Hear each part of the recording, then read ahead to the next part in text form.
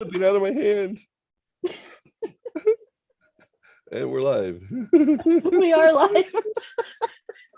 Just An now. opportune moment to push that button. Oh my goodness. I don't know. I was scared, and then he was crying, and I was crying, and then I don't know. Don't grab it by the handle. It's dirty. Blech. Just oh my god! Oh my god! How was your day? It was shitty.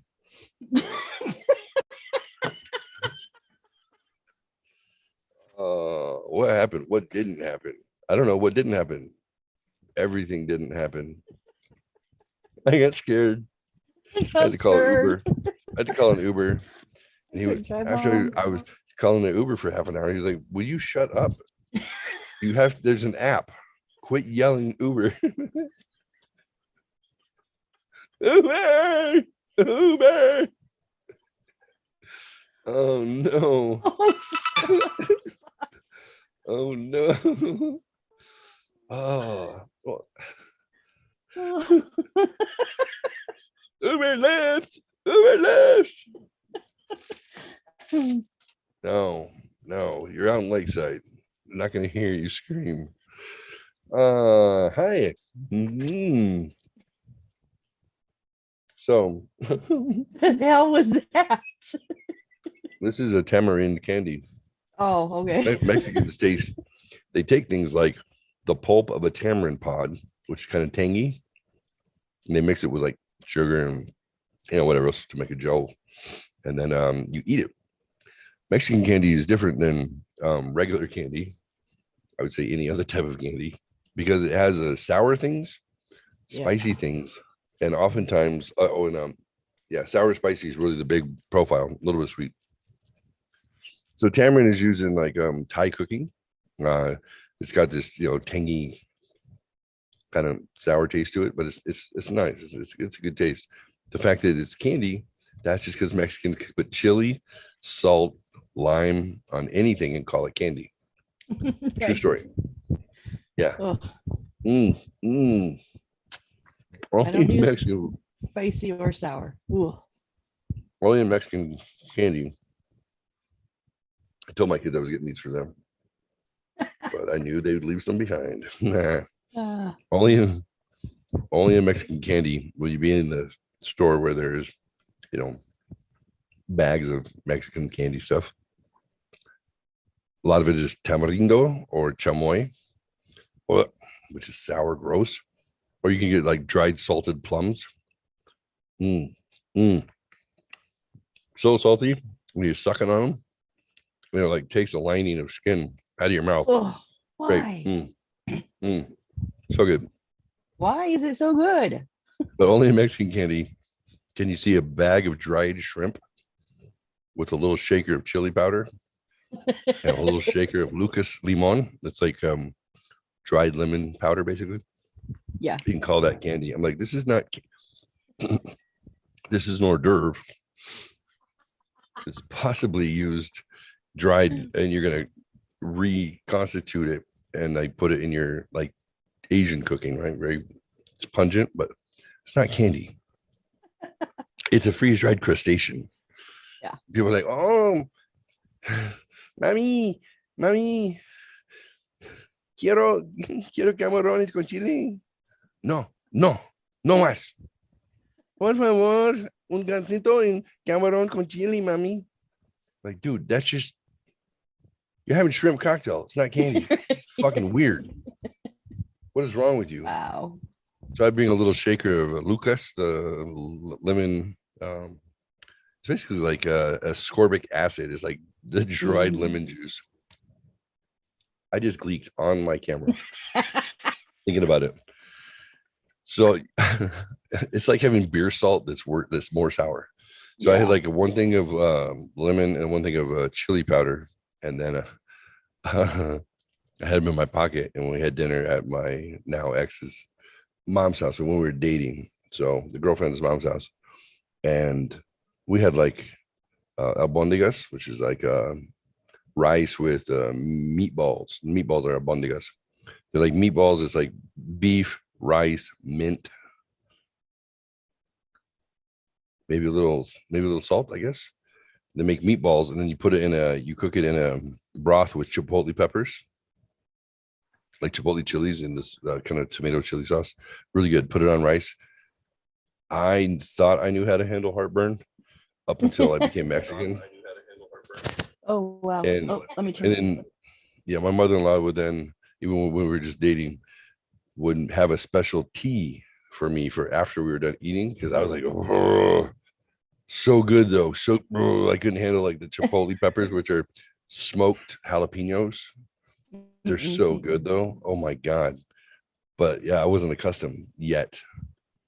So anyway, we have dinner, and then as a joke, like you're white, so if you ate all your dinner, there's a good chance you might get dessert if you're white, right? Did you get dessert? Yeah. Sometimes. Yeah, it was like a thing. It was like, hey, do we have any dessert? You don't get dessert all the time just because you ate your dinner. What you get for eating your dinner is not beaten. You know, you're like, I know. Okay, you guys can have 2 cookies. No, 1 cookie. Can we have 2? No, 1. And they were the little cookie sandwiches, the generic ass ones with like the lemon or the vanilla or whatever.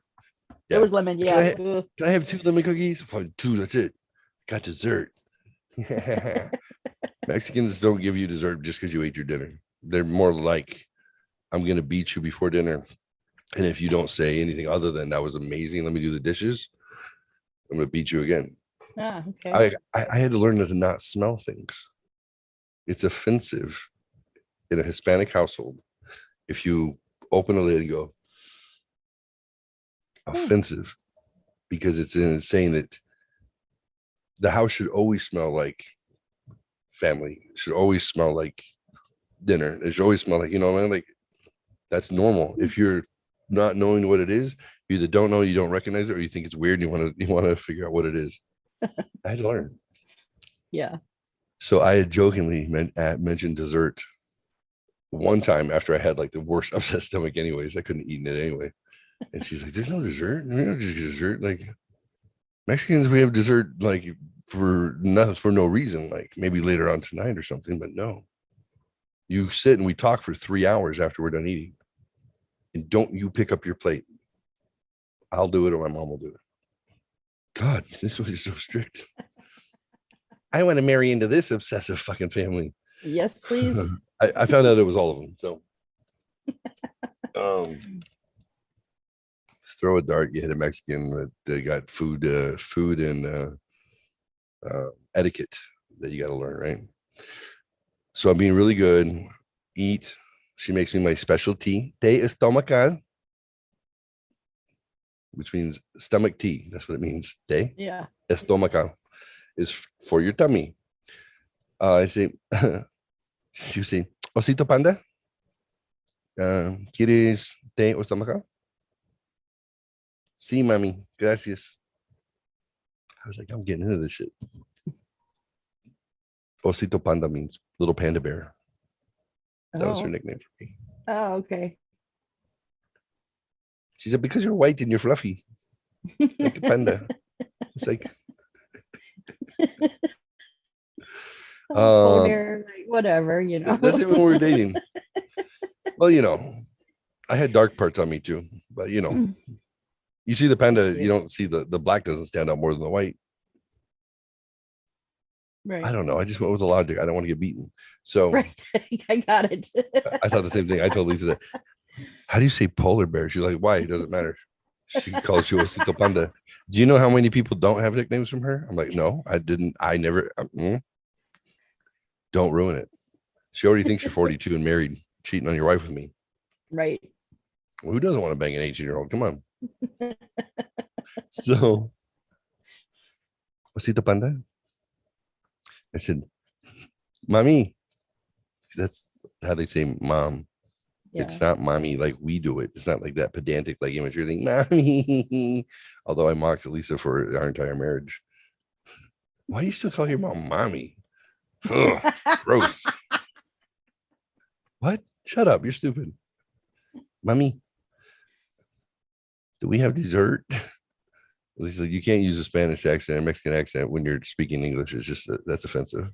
Mommy, do we have dessert? Please.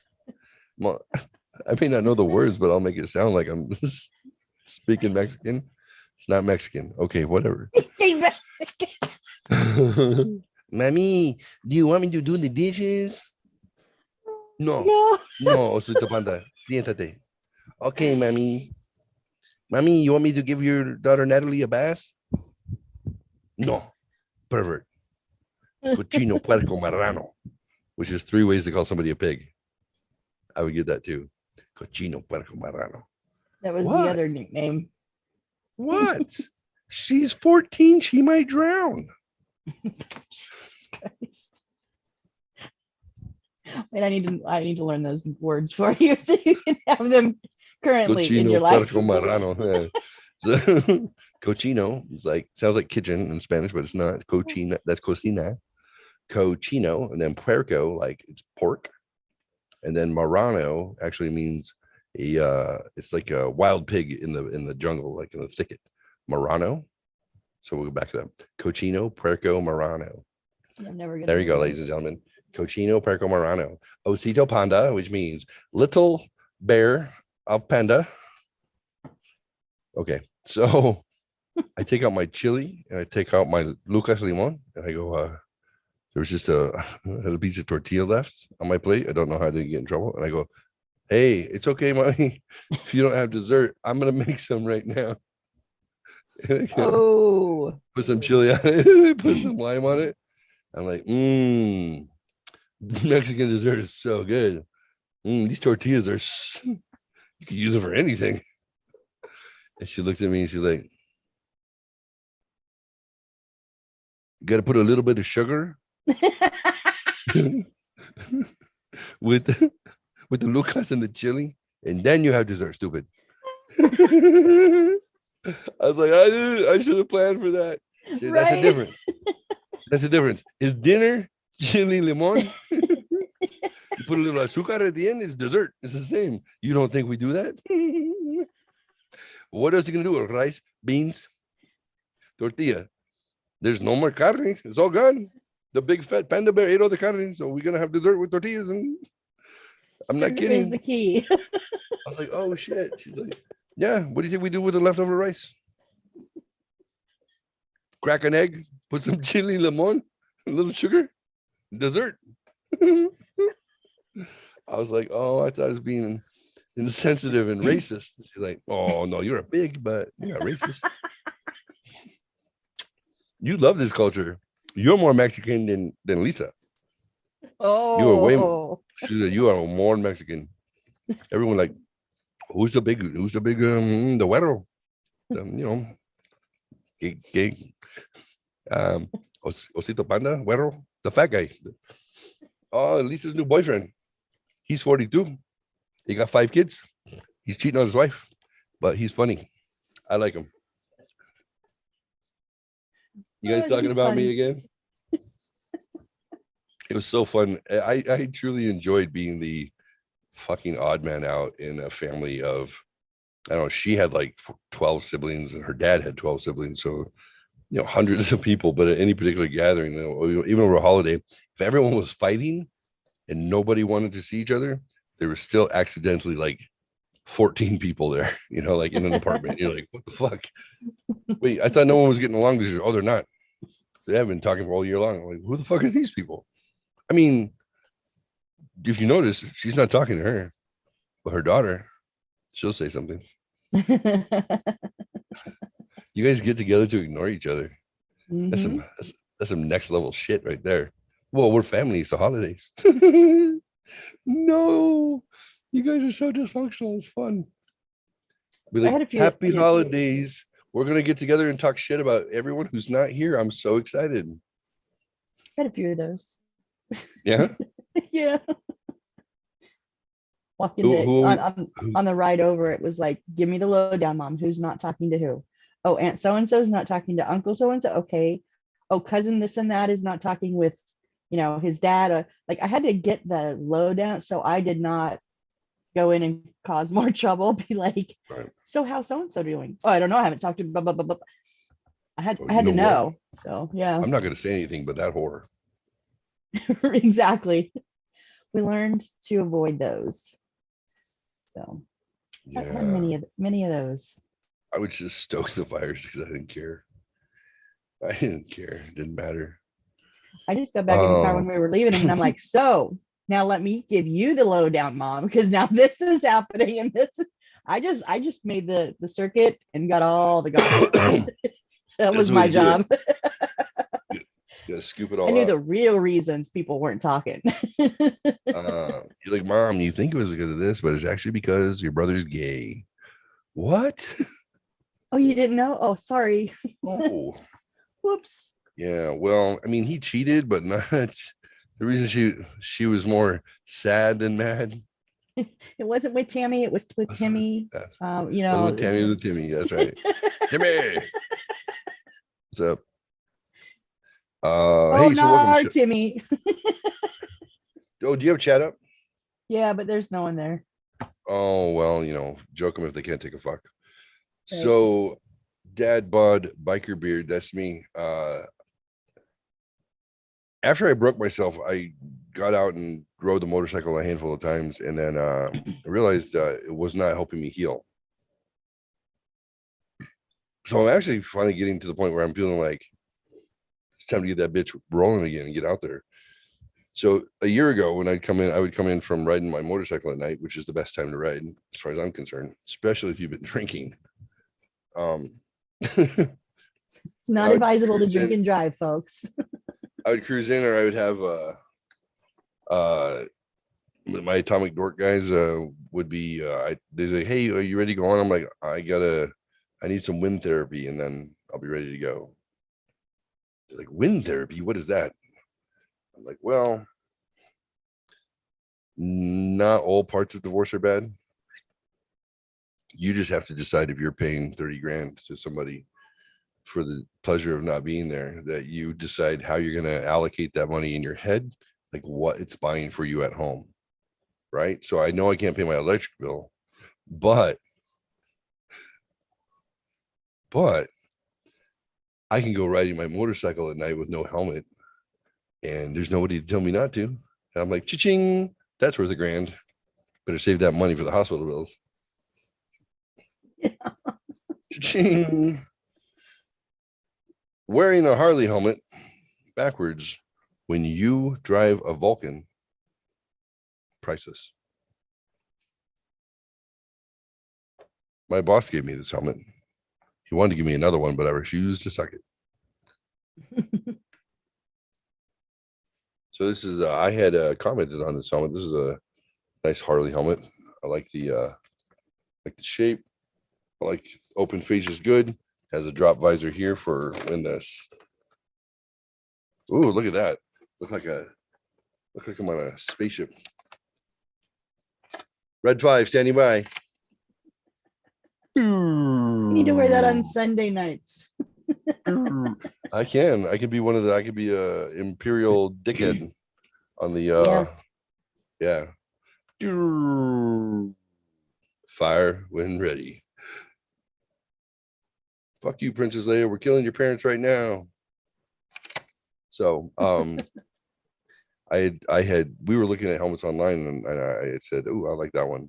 I have one that's similar, but it doesn't have the visor that goes down, and then this visor broke off, and it's a cheap piece of shit. No, there's another Harley one, but I was like, I like it.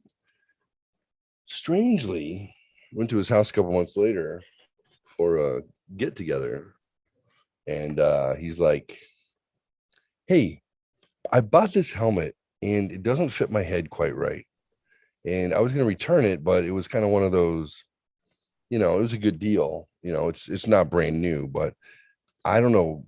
Does it fit your head? And I'm like, you're 5'9" and you weigh like $180. I'm not. I'm like, there's no way that your skinny ass head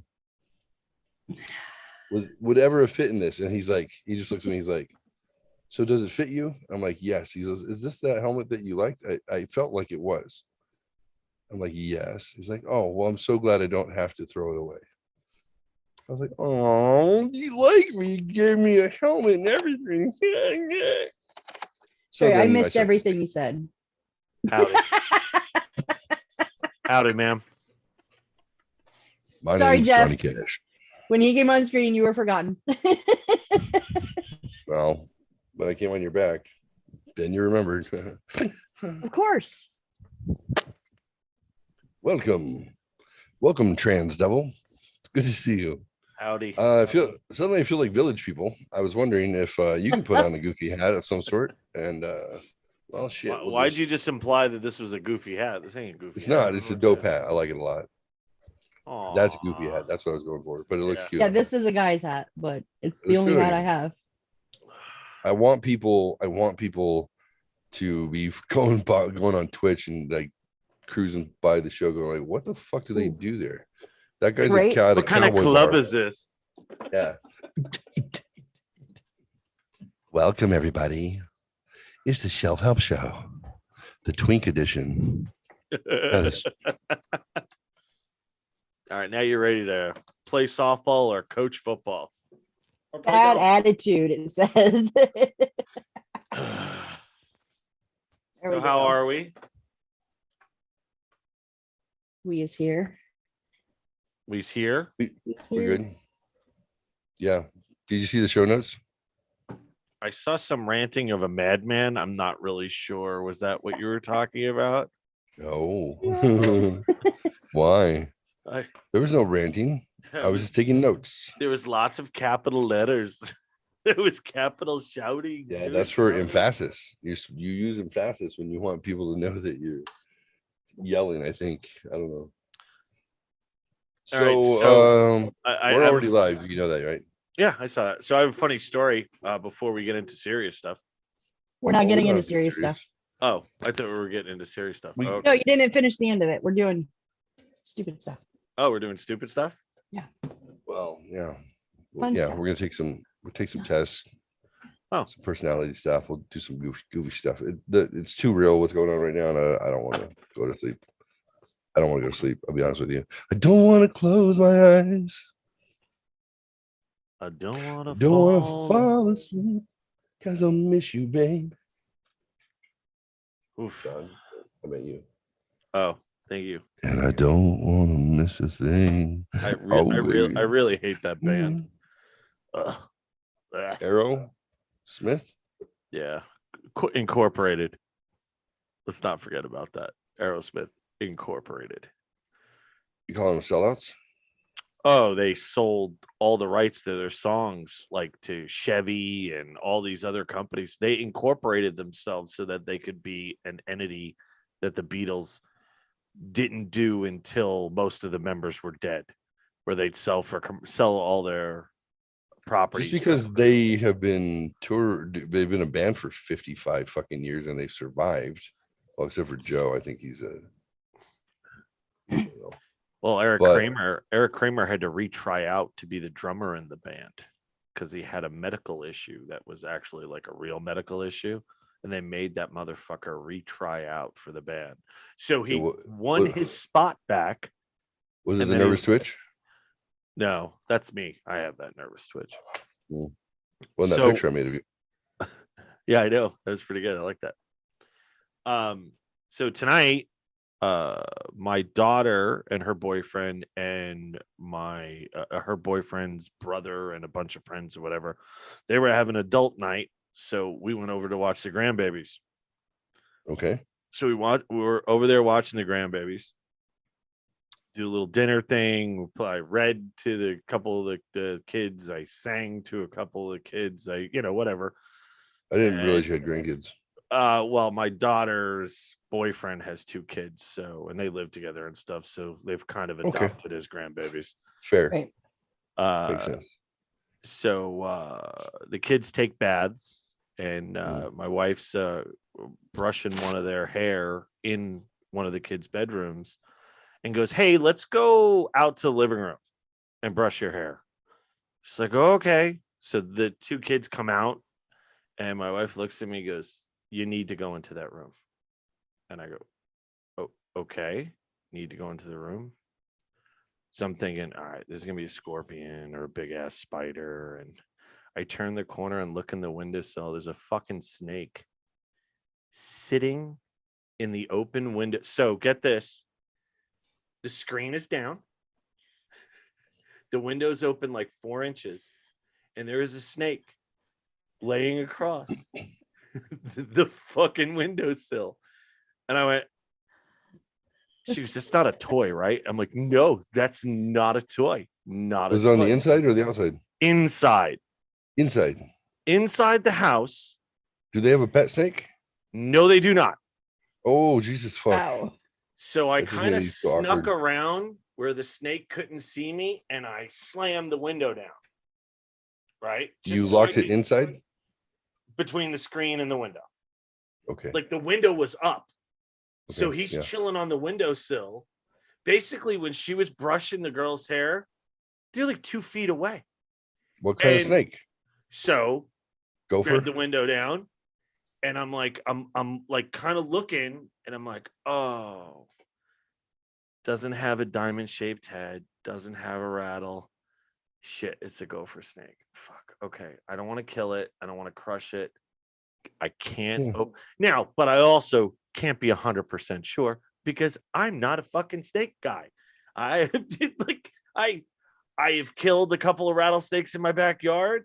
I've saved I am. a gopher You could've snake taken or a two. picture. So eventually I went on the outside, popped the screen, lifted it up a little bit because I think I crushed that sumbitch, took a tong thing Tongs. and just like shoved it because I thought as soon as I would open up, he would go out. He was not, and I watched him slide down the dude. I don't think it was a rattle because I think he was hissing at me too. And rattlesnakes don't hiss; they just rattle. Yeah. So, but Yeah, and they've had a yeah. lot of gopher snakes on that property. In fact, the little one whose room that was walked around the shed. Just as we said, I'm like, hey, you really don't want to walk around, too far away from everybody. And he was like, what's the worst thing they could do? There could be a snake back there. Son of a bitch. All of a sudden you hear her scream. There was a pretty decent sized gopher snake, just hissing like a madman. But you don't realize a rattle and a hiss are kind of similar when you're not Right. prepared for the situation. They emulate rattlesnakes By on purpose. hissing. Right. Yeah. And they curl up and they shake their tail and all that stuff. And Yep. so we got over to it and I'm like, it's not a rattlesnake. Don't kill it. And he's like, you sure? I'm like, yeah, I don't think it's a rattlesnake. So I had already bought them the hoop thing, the snare. Yep. Snare. I think it's called snare. Yes, Yeah. I found 2 of them at Ace. And I was like, I always wanted one of those because then I could just take the freaking snake and flip it over the freaking wall. I don't have to kill anything, even if it's Right. a rattlesnake. Even if it's a rattlesnake, I don't have to kill it. I don't really have any interest in killing it. Unless I'm going to eat something, I have no interest in killing it. So, which is weird. Kill I that work- pussy. Well, it's because I eat it though. So it's like, yeah, just fucking yeah. Just weird. I All got you. that ass eating and you gotta kill that ass. I was Kill like, that ass. Weird. But anyway, so that was so Woo, I'm I sweating. called the boyfriend and I go, hey, how do you open your freaking screens from the outside? He goes, I have no idea. I'm like, all right, may have to replace the screen.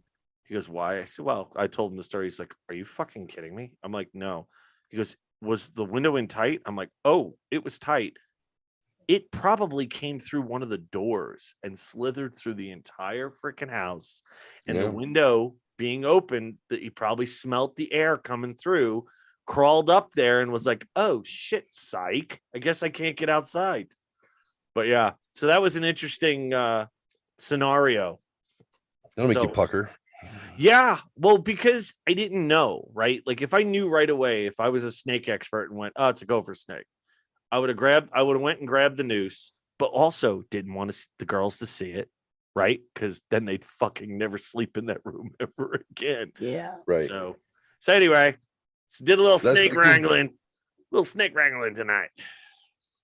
So Look at you The badass. Yeah, that's me. Handling Badass. business. I was like, shit, I don't think I'm gonna be able to poop for a while. It's puckered and like, oh, t-shirt. I want to show the t-shirt. Show it. What you got? GFM. It stands for a fucking virtual background. There we go. Good fucking morning. No, it stands for gold, frankincense, and myrrh. Oh, it's a Jesus band. It was a Jesus screamer. Nice. 3 girls dressed in cheerleader outfits. Because John would hate that. Absolutely hate that. Yeah. Disgusting. Ew. Gross. Screamers and regular singing and amazing. And they opened for Fozzy. So I went and saw Fozzy this weekend in San Antonio and Austin. By the way, drove back yesterday straight through 13 hours. Fuck. But anyway, band was outstanding. Was it like when you're 9 hours into a 13-hour drive and you're like, God damn, I wish I can quit me? That's when I dropped off Ernie. I had 4 hours to go. I was in Las Cruces. You want to hit the couch? Like, yes, and but I'm no bitch. I'm gonna make it. Oh, I want to fucking go home. I'm like, I just want to go home. So yeah. But anyway, snake wrangling t-shirt. That's about it. Just. Did you put GFM in our chat? Yes. Did you? Yeah, right. We were Googling. I could figure. I'm like, the only thing I can come up with is this band because he's at a concert, but I don't have any clue if that's what he meant. And you didn't ever put any more explanation. Oh, did I send you the picture, Jeff? I didn't see a picture Mm-mm. in I didn't Messenger. send a picture. I just saw GFM. Yeah. I was like, it was in our group chat. We were both Googling, what the hell does it mean? Oh yeah, I got that one. Why is it not winking? This is a GIF. know. It's supposed to wink. Maybe I made it too big. Is there like a particular size it must be at in order to? Should probably ask the woman that. The words that were coming out of my mouth at that moment were, I didn't even notice it was winking until it was pointed out to me. Oh. So I asked you guys to send me some photos, and I was taking a shit at work. I was inspired by John, so couple filters, one filter and an animation. Let's get this. Come on, maybe. Come on. No. How about this? How about we get it down to 100%? We gonna wink? Nope. Come on, you son of a bitch. It's stuck in my hair. That kind of went with each other. Son of a bitch. It's stuck in my hair. That kind of went perfect. Okay. Got the wink back. Here we go.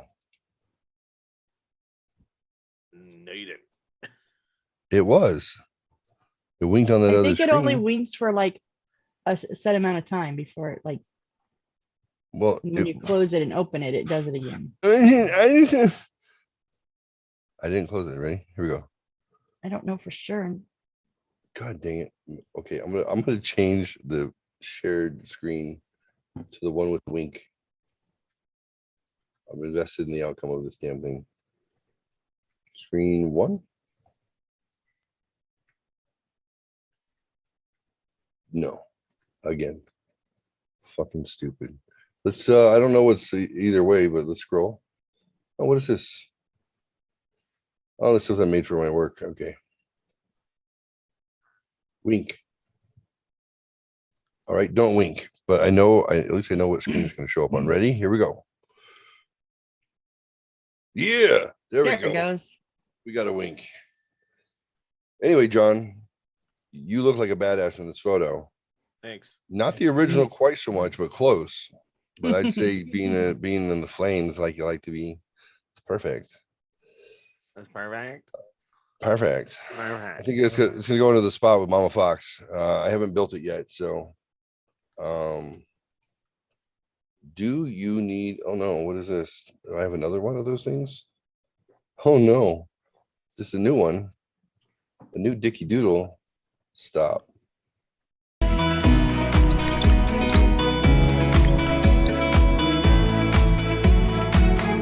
This is the first one, wasn't it?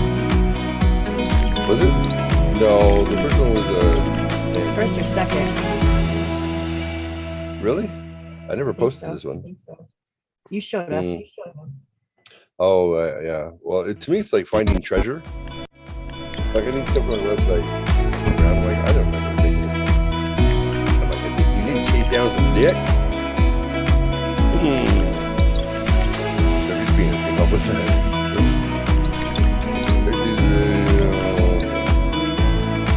Have the sidewalls torn out. But protect your cervix. Yeah, but when it says when it says, do you need to chase down some dick? She's coming through the winner's tape and he's behind As long her. as she's coming, that's all that matters. She's running through the winner's tape and he's behind her though. What does that mean? How is she chasing him down? Or is she chasing down the dick? I don't know. It was pre-made. I just changed the words.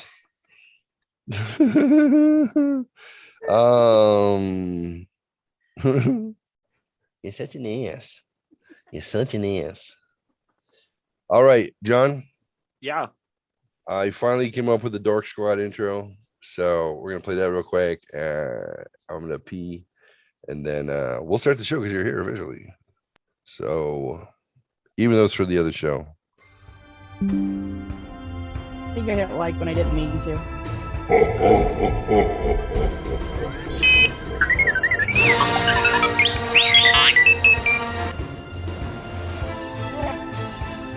It was a long time ago, 40 years to be precise. Our Zerals, young Daniel, young Jeff, and the new kid Geoff formed an unlikely trio. How can you do this? The three nerds had Rough- very, very high rough levels draft. of nerdy chlorons. So high in fact that we just knew that they would bring balance back to the universe, as long as they died by their 12th birthdays. I will be the most powerful Jedi ever. Unfortunately, they skipped past that milestone, and instead they had to contend with puberty, that fickle bitch who dumps jet fuel into your loins and an oil slick on your face. I'm Captain Han Solo. You can be Luke's son, you can be Han Solo's son. I don't give two shits in a popsicle. The boys grow up. Well, Geoff shows off and loses his fate card early, but already voted in his first presidential election. Russ P. Rowe, you're the boss and I'm Russ. What a tool. Daddy! Why are you here? I was so thin Well, last year. anyway, Jeff was a late bloomer, so he made up for it with 6 crumbs with 9 teenagers. He married for lust. He married for status. He made his first Padawan after 40. Hey, do me a favor, grab my butt. Not fair. I know. Not good enough. You can be Luke's son, you can be Han Solo's son. I don't give two shits in a popsicle. No. What's strong with this one? It's a trap. Daniel found his groove, acting a fool for people at the Blackwater Well Emporium and Torture Center. He soon goofed his way into the arms of his sugar mama life mate. Mastering his skills as a stay-at-home Jedi makes Daniel a real hero. E-boy. Jedi scum. Rough draft. Need to take Long. sound effects down. A little bit. Make the story a little so you can actually hear the narration. But anyway, Yep. fuck it, whatever. I sent you a picture of GFM, and then I also sent you a 1 minute clip of Chris Jericho singing live. So I don't Dope. know if All right, you I'll pull it. use that or not, or You drop it in the group or individual? in the group. In the In group. group. Oh. Is I that a shouldn't have, rat like- over your shoulder? Or are you just happy to see me? Oh yeah. Who's that? One of them, Timmy. Oh, I increased their cage because they're getting so fucking big that the little habitual ones, they can barely fit through the tube. So the boys got a 3-story. Hey, what's up? What's up, buddy? Come on, Was he gonna pee on his shoulder again? Cool. come on, come on. Anyway, I told my friend Nicole I wanted a black cowboy hat, so she ordered one for me for when we went to Austin. So it was pretty badass. It looks good. Thanks. It's a good hat. Thanks. It's a chick. What's hat. up? I think it's a chick hat, but no. No. All right. Oh. Well, you're all fucking dreamy right now, aren't you? Holy shit! How many yeah, towels are you sitting on? I was just It's just it's a full blanket. I forget the towels.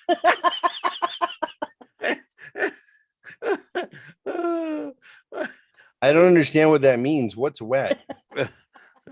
She's like, no, I went right to one of those Mexican Indian blanket things that you buy in Tombstone.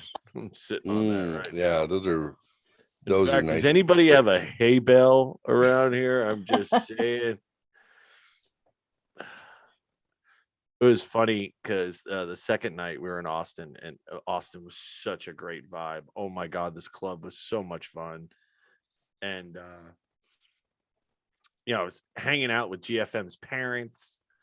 We're rocking out. We're making sure this little girl who had never been to a concert before got right up against the rails. So it was cool. I was like running back and forth and hanging out with another band and whatever. Outside after the show, this blonde comes up to me and she goes, "Hey, I got to ask you a question." I go, "Okay." And she goes, "What do you do for a living?" And I'm like, "Why?" "Well, because I'm with the party and we were kind of watching you all night." "What?" what do you mean you were watching me all night? I'm like, what do you mean? I mean, she's like, "We thought you're in construction." I'm like, "No, I'm not. I'm in shorts and flip-flops. No, I'm not in construction. I kill bugs." She's like, "Oh." Uh-oh. And that was the end of that. So Come here. yeah, it was Really? yeah, it was funny. I was like, that's so random and strange. But it was Yeah. the club had such a great vibe to it, and the sound was awesome. It was so good. It was just a blast. I had so much fun. And this idiot fucking gave me THC pills, which I had never had before. And apparently John's metabolism is very slow. Oh. So I started them on Friday night, and I'm like, I don't fucking feel anything, dude. "Oh, take a couple more. I'm like, well, I'm no rookie. It's like, you take an edible and it doesn't work in the first 2 hours. Well, it's coming. Yeah. I don't think I was unhigh until Monday morning. And I didn't take anything else. And we had to drive from San Antonio to Austin. And I said, I gotta tell you guys something. I'm not like fucked up high, but I'm like a little high. And then when we got there, I said, all right, so I lied to you guys. I was fucked up high the whole time. I mean, the whole time. I was like, Jesus. the food never tasted so good. I was like, do you know how many ciders I think I drank? Oh, yeah. It was fucking ridiculous. But it was the vibe was just so good. San Antonio was cool. Just not the same. It was a bigger venue. This place, I max 150 maybe for Austin. Like, I don't know how anybody fucking made any money there. But well, my buddy said he was watching some people cash out their tabs at the bar, $300, $400, $500. So there's a lot of rockers there too. Like I knew some of them from like the 80s and 90s, and they're like, "Oh yeah, how you doing? You follow the band?" I'm like, "Oh yeah, a little bit." "Oh, well, I'm working on this project." I'm like, "Is it the hat? Is it because I'm wearing this fucking hat right now that you think that I really care about your project?" Right. Like he told me about some of the guys in the band, and they're all like studio musicians and stuff like. And I only knew their names because I'm so into metal. But I was like, all right, yeah, cool. All right, it's cool. Well, did you meet up with Matthew at all? No, Wasn't this where you were supposed he to? said, so I fucked up a little bit because I thought somebody else was going to be in San Antonio. So I was like, hey, tomorrow night, in Austin, you're going to come. He's like, I already have other plans, dude. So we never hooked up. So, which is fine, whatever, Oh, actually, he probably would have killed the fucking mood because he's so cranky and fucking bitter. And he'd probably be like, that guitar player sucks. I don't know if you know this, but the way he holds, the neck of his guitar, blah, blah, blah, blah, blah, blah. That's what is it called? When they sing through the fucking box. No, not that part. Auto tune. That fucking song's auto tune. I knew he'd be saying shit like that, so I'm kind of glad he didn't come because it would have bummed my high, like literally bummed my high. We went outside. Video when it bummed your high. we went outside and went to a taco truck, and both Nicole and Ernie are Mexican, so they like spicy food, and I love spicy food. Jeff will tell you, we used to do the ghost chili powder on carne asada all the time. So we go to this. That's the GFM girls. So the one closest to me is 21. The one in the middle is 18, and the other one's 22. So I told their mom, don't change anything. Because and then they told me that the drummer can sing. I was like, well, why the fuck wouldn't you give her a mic then? Give her a head mic. To have 3-part harmony would be fucking insane. They already have a good gimmick. The gimmick's great. But what's the gimmick? Cool.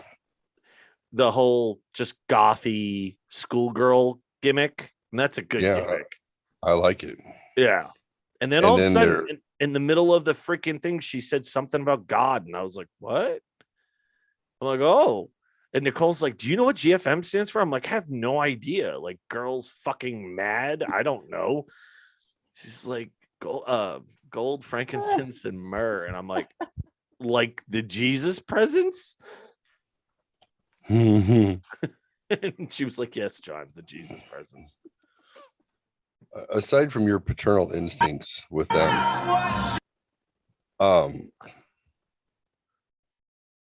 how many times do you think like you want to remove the purity rings from their fingers someday? Yeah, I was just thinking about like if there was some peyote, we could drop it in a pile and tell them it's donuts or something. Yeah, I would fucking absolutely. I had no See, I'm not like that. I don't have like my daughter's 20, gonna be 28. Well, now I can't look at girls under the age of 25. What are you fucking high? Yeah, I never feel that way. Look, I just went for date, aka smash. Oh, but I did change my smash. That is Chris Jericho, the Ayatollah of rock and rolla, right there up front, singing with the microphone. Yeah. That is Fozzy. Why do I know his name, but I don't know the name Fozzy? Because Chris Jericho was a wrestler in the WWE. Oh, yep. WCW. Yep, that's why. Yep. Mm-hmm. And this band has been around for 20 years.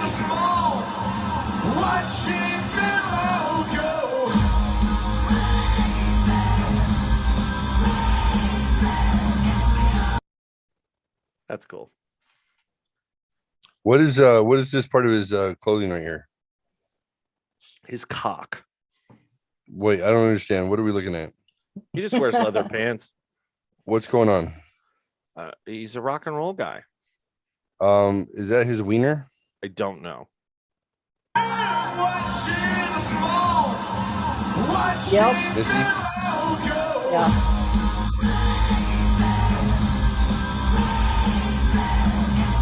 Oh, move the camera. Oh, the phone was in the way.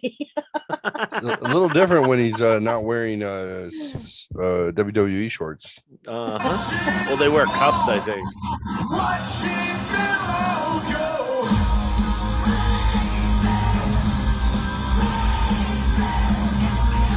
Yep. That's definitely him. That's his dick. Yep. That's all I want to celebrate for Missy.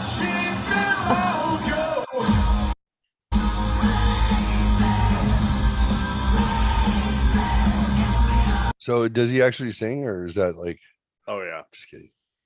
you can mock me. I don't care, Shut up, dude. I've seen Matthew. him now in New York, Really?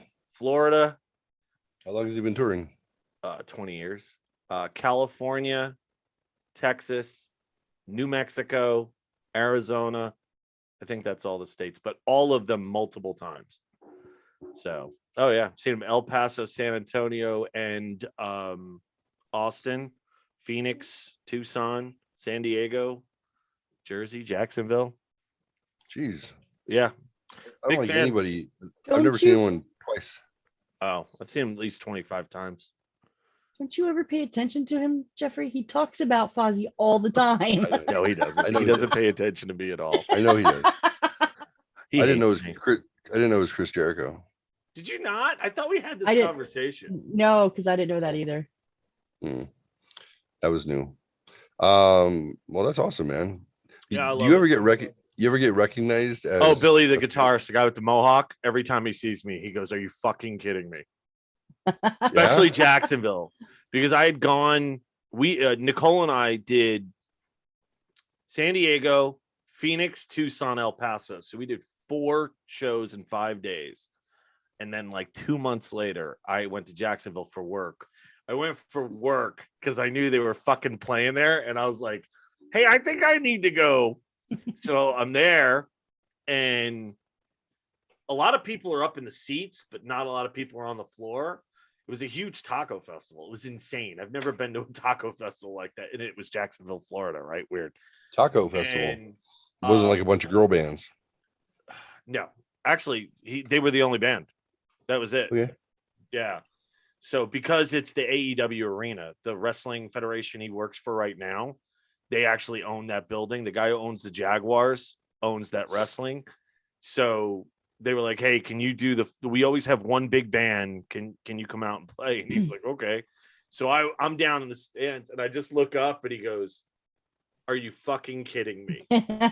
And even Ernie said, like, in Austin, he's like, "Billy was pointing at you." I'm like, "Yeah, probably trying to get a restraining order on my ass, probably." And I've only met them like on one in store, and that was it. I mean, I've never. We were at a local eatery here, and a couple of them showed up, and they were like, "Hey, dude, what's going on? Thanks for following us around." I'm like, "Yeah, it sounds like you're really thanking me." It's like, just stay 100 feet back or whatever. But Fan is short for fanatic. yeah, I am. I love their music. So I love the music. I love the vibe. He's a good front man. So it's a lot of fun. So, but I'm sure dig they're it. not worried that you're like a mass murderer or something. you No, know? I don't think so. No, I don't. Plus, he's a professional wrestler. He can kick my ass pretty easily, I would think. So, Yeah, I've seen him wrestle. yeah. He'll take you. Yeah. Oh, yeah. Oh, yeah. Yeah, Yeah, it's fake. It's fake. Yeah. Until he drops you on your head on the cement. Right. You're like, He's it's not not Until he, fake. until It's he not doesn't fake. It pull hurts. back a punch and actually Right. punches you. You're Right. You're supposed to stomp your feet. You're supposed to stomp your feet. You're supposed to snap your hand, aren't you? When you Displace come that through, aren't you energy. supposed to go like that? Isn't that how it's supposed to go? Ow, that fucking hurt. Yeah, I followed through your face. Yeah. So, but yeah, they're a cool band. They play. You're all nonchalant. You've seen them 25 times. They know who you are. Oh yeah, they definitely Oh well, at least the guitarist does. So, and what was cool about the in store is that I'd we be had like, just dude, gone- backstage pass. I'll suck your dick. No, they sell VIP now. That doesn't exist. It's you buy the VIP package. That's how all these bands do that now. Really? Oh, How yeah. do they get tail? They gotta wait Um, for. Oh, I don't think that I'm their type, but if I was, I never think there'd know. be others they'd be Mm. better for them.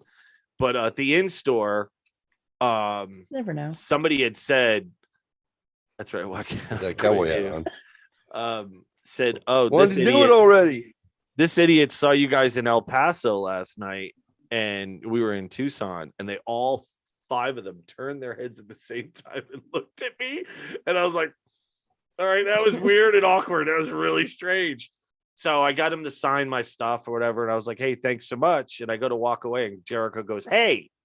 I was like, "Yeah." He goes, "What's your name?" I go, "Oh, it's John." "Well, John, thank you very much for coming to see us as many times as you do." I was like, "Oh, that's pretty fucking cool for him to say that. That was pretty cool." Yeah. But it was like, then I had to go jerk off right away because I was like, the blue balls that I was gonna have. Yeah. Yeah, like, my name is John. I could have played it better than that. God, I'm stupid. I could have got his number. My name is John. Fuck. Just throw a question. My name is John. Can I get your number? Please. He's like, "Hey, I love you. Can we be text friends? I know I can't have your child, but I'd like to." Oh. But yeah, no, it's always fun. They never put on a bad show, and they tour with some weird bands, which is awesome because I like to see new stuff. So GFM. Yeah. Mm-hmm. So the band that opened before GFM is this husband-wife combo, and I think they're from like Norway or something, and she is like a fucking Norwegian goddess. It's like the White Stripes if they were blonde. Yeah, and they're good. Oh, wow. They're really good. And if the dude would just not talk, because those guys are really weird when they talk, because they use phrases like that you don't use in this country. Right. And he's trying to be cool in the way that he communicates with everybody. And it's just like, oh, just show the girl again. Greetings, Tucson. Greetings to your fans and places. Okay. Like the way that we like to fuck shit up, like stuff like that. It's like, okay. You know the ceiling of glass, right? The ceiling of glass. We have kicked our way through at least twice. Yes. Okay. Ceiling of glass on 3, 4, 5. Okay. Well, he did. He was getting him to chant something. I don't know what the fuck it was, and it made no sense. And it was like, they must be German because it was like Eins fein. Is that like counting in German or something? 1, 2, 3. Yeah. Yeah. So yeah, they must be German then, because he was doing like Eins fein dime or whatever. I don't know what the fuck he was saying. Eins fein. But she walks out in the crowd with like a little drummer boy drum, like a snare drum, and fucking walks through the crowd go onto the stage, and she is smoking hot. And she's tall too. She's probably like 5'11". She's hot. They're called Crash Karma. And of course, Ernie knew them because his band opened for him once, and she fucking recognized him. I'm like, because I don't believe anything he fucking says. So he's like, "Oh yeah, Ernie? They'll know me. Nikki will know me." I'm like, "Okay." And she's Ernie's like, "Oh my God." Ernie's in a band. Oh yeah, Ernie's in a couple of bands. He's in a original band called Dadbod, and then he's in a cover band called Lincoln's Lie. And they're both very good. What does he play? He sings and plays sometimes guitar. He's not the greatest guitarist, but he's got a bum arm. Yeah, he's got a bum body, dude. That guy's got. Did he get hit by a bus? He got pinned between. When he was a cop, he got pinned between the cars. It ran into him.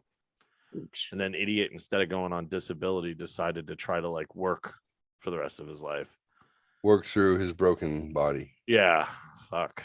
Yeah. But he's got a great voice. He really can sing. The first time I heard him, I was like, "Wait a minute, that's fucking you." The first time I played a song for Zach, my son Zach, he was like, "That's Ernie." I'm like, "Yeah, that's fucking Ernie. He can sing, and he really can sing." Yeah, he's named Ernie. Yeah, he's this crippled Mexican guy from New Mexico. Wait, what? Yeah, I remember the stories now. And he was on my team, and I was like, "Wait, you were a cop?" Yeah, and then he worked. I never expect anybody who's whatever in sales anywhere to have had a career somewhere, I'm like, wait, what? Wasn't this your only avenue of money? How does this make you feel? Right. Do you feel sad every day? Because I do, and I've only done this. Right.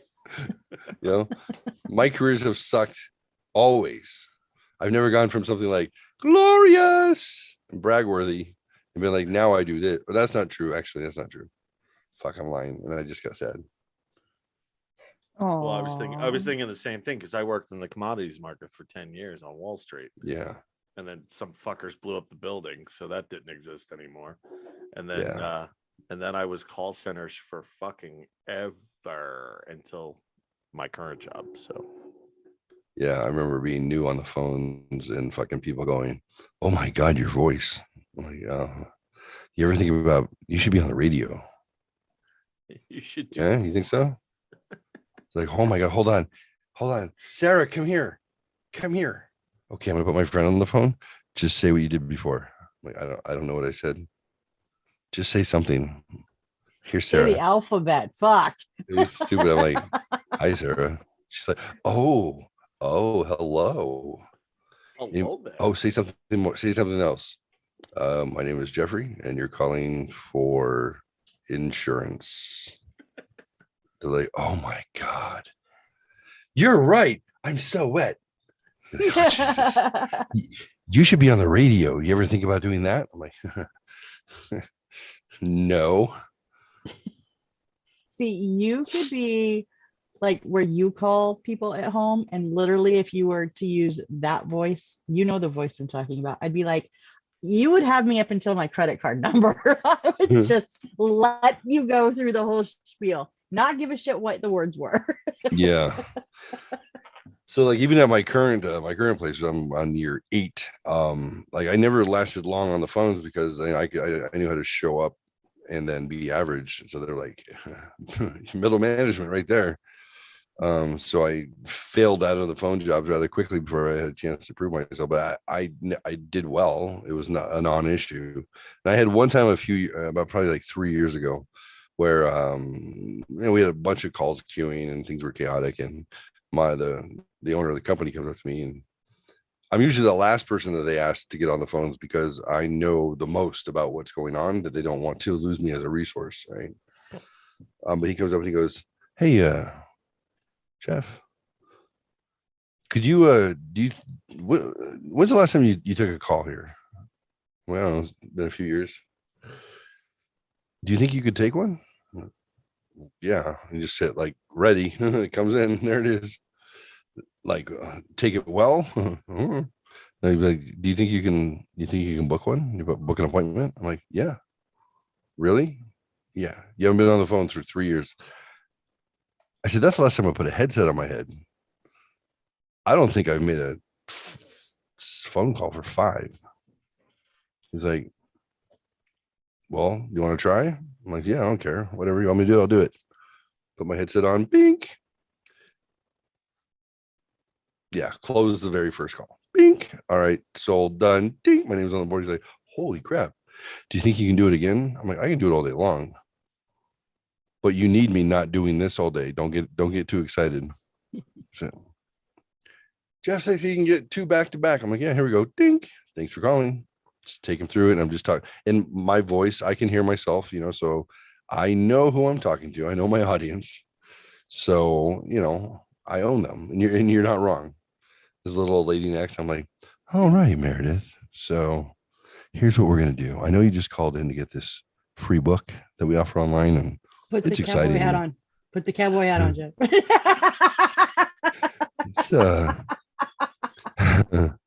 It's an exciting book, Meredith. And I know that you're not the sort of person who's going to make rash decisions, and you're not going to be pushed into anything. I can tell. Because if you're anything like me, the last thing you want to do is fall prey to the pressure coming from a salesperson. I hate salespeople, don't you? She's like, yes, I do. I'm like, I get it. My biggest nightmare is to get stuck on a car lot or a jewelry store because they prey on my emotions and I want to buy everything. Check this out, Meredith. I train people how to do sales for a living.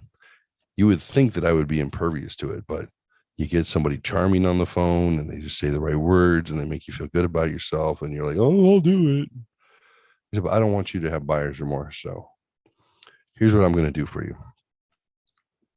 I'm going to give you some space while I do some other work. I'm going to place you on hold. The hold music is kind of boring, but I won't leave you there longer than 5 minutes. I have to look into something because I'm not sure that you actually, I'm not sure what we do is right for you. I'm really not sure. I think you need what we do, but I'm not confident about it. And the last thing I want to do is ask you to do something that's going to waste your time. Is that fair? Yes, Jeffrey, it's fair. All right. So what's going to happen, Meredith? 5 minutes on hold. The music's not very exciting, but that's okay. I'm watching Oprah. Perfect. Are you ready? Oh yeah, Meredith, don't hang up. Do not hang up on me. I don't want to chase you down, okay? Just relax. Phone a friend, do what you got to do. You think for 5 minutes, I'll think for 5 minutes. Maybe we'll come to an agreement, okay? Okay, Jeffrey, what are you not going to do, Meredith? I'm not going to hang up. That's right. I'm proud of you. You can do this, okay? I'll be right back. I place her on hold. I'm like, oh, all right. He's standing behind me and he's like, holy shit. I'm like, oh, hey, I didn't see you standing there. That's a little awkward. He's like, no, that's a little amazing. I was like, oh, well, here's the thing, Josh. People want to be told what to do. People are afraid to make decisions or make up their mind. And in the middle of a sales call that has all this pressure because the president of the company is standing right next to you, you feel like you should push until they hang up on you. I said, that's the worst thing you can do. You're dealing with a demographic that is, well, they're baby boomers. They're not dumb. They have the most accumulated wealth of any generation that's ever existed on the face of the planet. Everybody's at them all day long. A salesperson keeps going until they hang up. A salesman will tell them what to do. Tell them what to do, and they'll be grateful for it. I didn't see that coming. I did not see that coming, but that is outstanding. Oh, so he goes, okay, well, do you mind if I listen? I don't mind.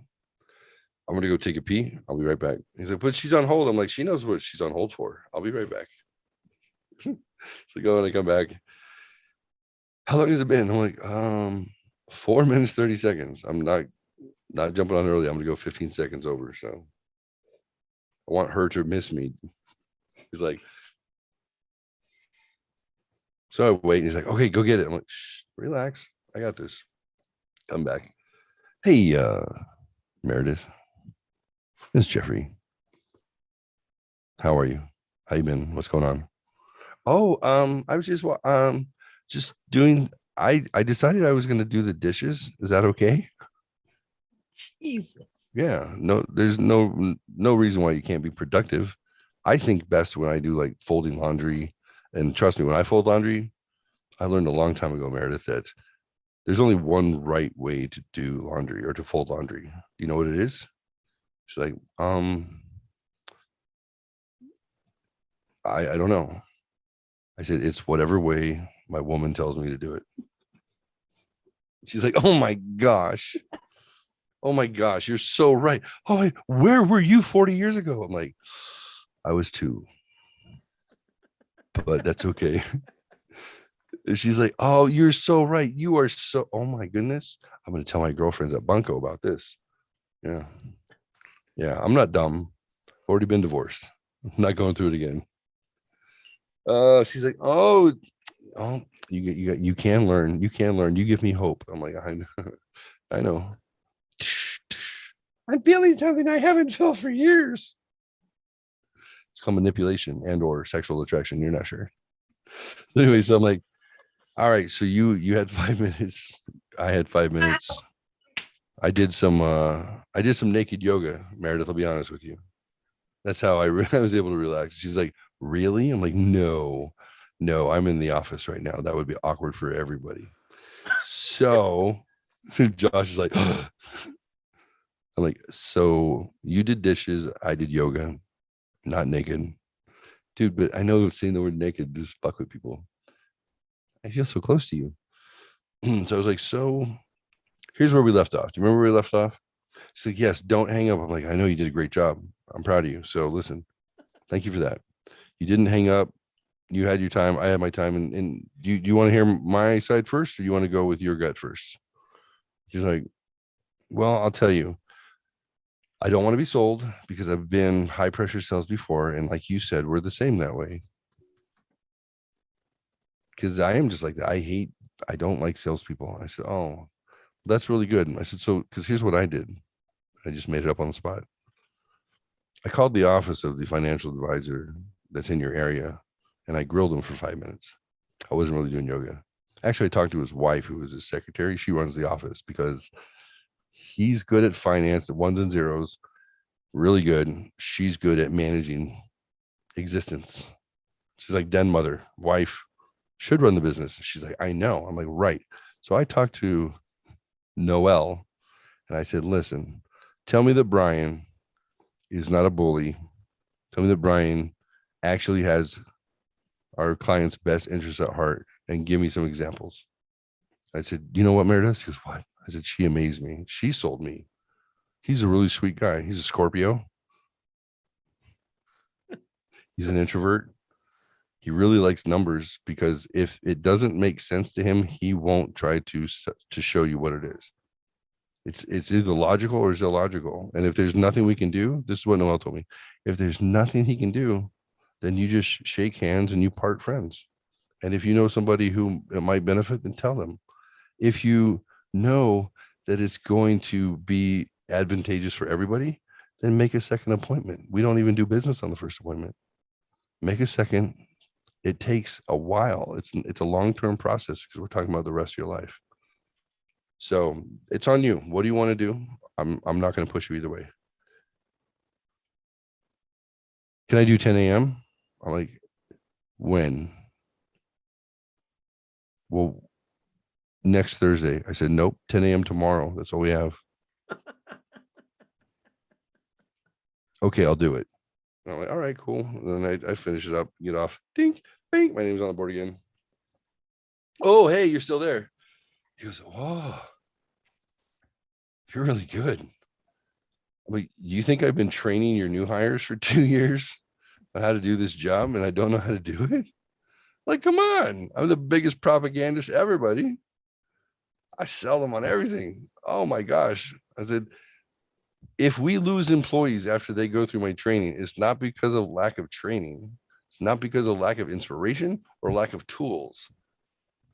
It's because their supervisors got nothing for them and they leave. I can't be all things to all people, but I got to not take any more phone calls. I got stuff to do. Yeah. And he was like, huh. I was like, I can't, and I was shocked. I was like, I can't believe 2 up, 2 down. Beep, beep. When you got a conversion rate of 10%, you should be like 10 up, 1 down. That's how it goes. That's the average, right? Maybe 2 out of 10. Back to back. I was like, he's going to make me go back on the phones for sure. I'm like, yeah, how can you not do it when you train people how to do it? And I told her this one thing. I said, look, Meredith, I'm not a salesperson, okay? I said, salesman. I'm a salesman, damn it. No. I said, I'm a professional mind maker upper. I'm not here to sell you anything. I'm here to help you make up your mind. That's it. No skin off my back. We're done here. I get no extra money for whatever you do that's going to benefit the rest of your retirement. So just help you make up your mind. Hey, these are some sales tips. I want to do a sales show. I think it would be fun. Let's do a series of them. And then John, you would be good for it too, for sure. Missy, I mean, you sold me on you. So that's all I need, baby. That's all I need.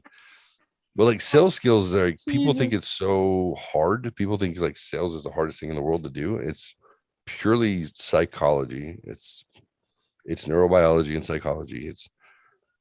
Are you willing to be confrontational and not back down?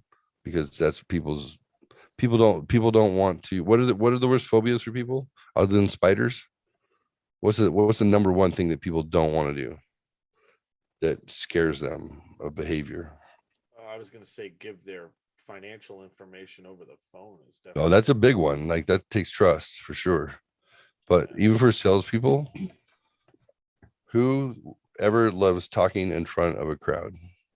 Oh, that's the Yeah. worst. And I hate Right. it and love it at the same time. Because it's pure adrenaline. Yeah.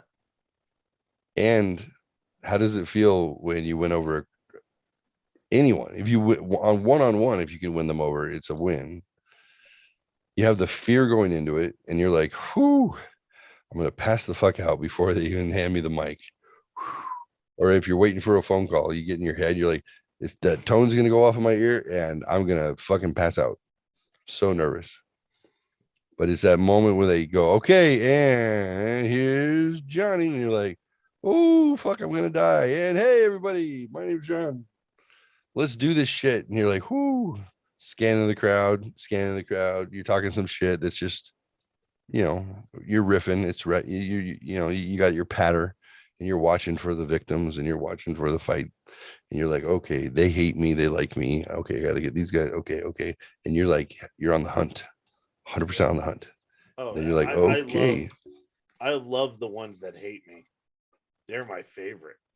Oh, they're my favorite because when you can get their head shaking up and down like a bobblehead, and everybody else in the room knows that they went into it going, "Fuck this guy." Fuck this guy.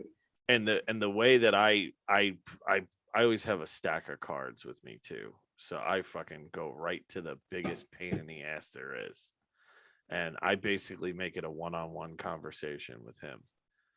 It's usually him because it's technicians. So there are women, but it's like 10% are women. So, but I find the boisterous, the one that has that certain amount of experience. It's never the 20 years. It's never the 5 years. It's that 10-year prick who thinks he's seen it all, done it all, and you ain't going to teach me nothing. How long had you been at the company when I met you? With you? 10 years? No. I was only there a total of 8. And so I was probably like 6, maybe. Right. So let's say that 8 is your 20 years and where I know where you're going, Jeff. Yeah, I knew where he was going to. He's so fucking funny, that guy. And you had the dude at like 12, which is like, the 30 at that place. Yeah. But no, I know what you mean. I was just teasing. I was never gonna last there ever. Nope. Dude, I could last for so long at a job. I like how you said at a job. I thought that was pretty good. Tack it on. I saw a TikTok today where the guy goes, "Redneck challenge of the day. See those cops over there?" He goes, "Yep. How long do you think it take you to get arrested?" "Well, like my wife says, about 7 seconds." And he goes, I was like, that's outstanding. Good for him. Not good for her, but good for him. Yeah. But yeah, I mean, that's the best. Because once you do that, it adds so much more confidence and swagger to what you're saying. Because you hand him the card, you go, "Listen, I'm not like the last person that talked in front of you guys, okay? Without you, I don't exist. I need your feedback." Even I tell them all the time, "Guys, I'm going to give you plenty of time for you to yell at me. Absolutely. I'm going to give you all your grievances. This is no holds barred. I told your bosses the fact that I get an hour with you is absolutely precious, and I need to know everything you're going to tell me. Even if you think that I don't need to know." But you have to be educated too, right? Because you have to come back at them. "Well, that's the reason you see that happening is because of this." Okay, well, that's good to know because nobody's communicated that with us before, things like that. So yeah, my boss just told me I'm getting the green light to travel again, which is fucking outstanding. So Nice. I'm going to the Northwest. I cannot wait. June, I'm going to go to Oregon and Washington State. And then he's like, "So then I need you to fix a problem in Texas." I'm like, "What?" "Yeah, so we're going to send you to all our major branches in Texas, and you're going to QA all their techs and all, you're going to go out in the field with them and stuff. So they need to use apps and websites and stuff to check in and out." I'm like, "Okay." Somebody should probably teach me how to do that first before I go out there. I'm just saying. Probably. I mean, I could train the shit out of that. Let me tell you, if it's a webinar, fucking A. I have them all on my computer right now. I could teach you anything. Actually use it? Well, they're geofenced. So you have to be at the location to actually bring up the work order. I mean, this is what I've been told that it looks like. I have screenshots for you, but I don't know if it really looks like that. It could be purple. I have no idea. So, yeah. And I'm like, okay. They're like, all right, you're going to do this training tomorrow to 58 branches, 7 district managers, and a partridge in a pear tree. He said, have I ever seen it before? 5 golden rings. Have I ever seen it before? No. Okay. Can I have when is this? Oh, it starts tomorrow. May I have the literature so I can build a webinar and know what the fuck I'm like, okay. All right. But I work best under, you're going in 5 minutes, John. Oh, yeah, but I'm not done with the slide yet. So what I'll do is I have a trick. Well, we do a GoToMeeting, which is the same thing as Zoom.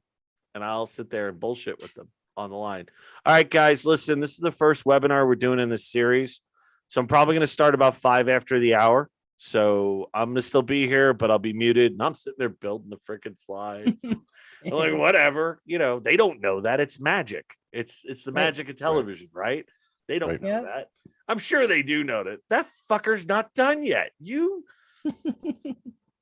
So, but no, I'm currently on the shitter. I'm currently on the shitter.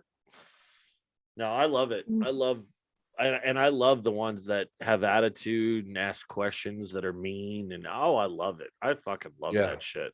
Yeah, they're asking you the questions. They're trying to indict you in front of everybody. Right. Yeah, like, let me set you up. But how'd you know I was doing that? Because I would do that to people too. Absolutely. I would absolutely, because I always felt, Jeff will tell you this, I always felt like I was the voice of the voiceless. Always. Or if I thought that one person on the team may have had that question or feeling, I would bring it up. Advocate. Always. I have a question. Yeah. I totally understand what this all means, but I'm going to go ahead and act like I don't. Thanks. And then you're going to upset everybody else who wasn't even thinking that they didn't know that because they weren't paying any attention. We're going to go on. And that's why I was never in management at McDonald's. Ever. Because you'd set yourself up. You They can't go to like they were the vice so president afraid and of be like, me. You're like, hey, fuckhead, I have a question. Like, what? You just call me fuckhead? I'm sorry, I meant Ms. Fuckhead. All right. So anyway, my numbers were always fine. My what do they call it? Reliability, not reliability. What was it called? Dependability was always good. So they couldn't really touch me. Like they really couldn't. They could just prevent me from going any higher. Right. We don't like how he makes us feel. Okay. You want to put that in writing? Nope. Yeah. Because I tried for the marketing gig. He's abrasive. Everybody likes him except for you. Yeah, but he's abrasive. Just Oh, I know exactly who you're talking about right now, too. I can do Miss Lopez. It's exactly who you're talking about. I saw that said person's LinkedIn. She made my career a nightmare. I saw her LinkedIn and it's like a full-time student. I'm like, oh, somebody failed through corporate for 20 years and said, fuck this, I'm going back to school. Fuck. So what happens when you put a bunch of nesting women into middle management in a region somewhere? They just start infighting at some point. You can't peel all the men out of it. You can't. I don't care how hippie liberal you guys are. Like you start removing all the just binary logic from the situation, and eventually it's going to fold on itself. It's going to. And I'm not a misogynist because I don't think men and women are the same. I know they're not. I'm not saying women can't be great managers because they can. I'm not saying women can't be great presidents because they can. I'm saying that if you get a dozen of them at every level, at some point, after all their cycles are fucking matched up, and they are all in the fucking, they're all in that fucking fishbowl office at the same time around the table, and they can all And smell they each all other's think, menses. fuck men. Fuck Right. men. And they will start the infighting. And like, let's say 11 of them are resolute that they're just going to get through this fucking day, and I'll go to the grocery store and I'll get a bottle of wine, some M&Ms, and I'm going to drink myself to sleep and eat chocolate. Fuck this shit. I just got to get through it. And then you find out 11 of 12 of them feel the same way, and they're like, no one's trying to step on each other's toes or each other's tits. Everyone's just fine. Let's just get through the process. And then there's that one who her cycle's never been normal, and she's feeling kind of aggressive. Right? She's feeling some kind of way, which is different. She's feeling like she's a little pissy today, and she's gonna fuck with some people. And then she fucks with somebody, and she snipes, and then everybody collapses. And then you're like, wow, is the tension in this office a little off today? Like, what's going on? It feels a little hostile in here. No, it's fine. This is why you need to throw some cock in the middle, like a couple of them. Sprinkle some cock throughout, because they can pull focus, because they sense it, because they're like, why do I feel like I'm at home right now? You know, you get a vibe. You're like, this doesn't feel like a work vibe. This feels like a home Why do vibe. I feel like I'm in danger? I feel what like did I I'm do? in danger. And then the dick vibes, they go like, oh no, this is about to collapse on itself like a fly in a cupboard. And he goes, oh, I'm gonna try and be funny. I'm gonna throw some jokes, all daggers. You're like, oh, that was brutal. I'm gonna throw some flirts. Okay, flirt with a weakest one. All right, throw a little. Look, guy, like, team, this is what we need to do today. Oh, they want to kill me, and they go like, and then they go to the ugly one. Hey, you've been doing a fantastic job. Thank you so much.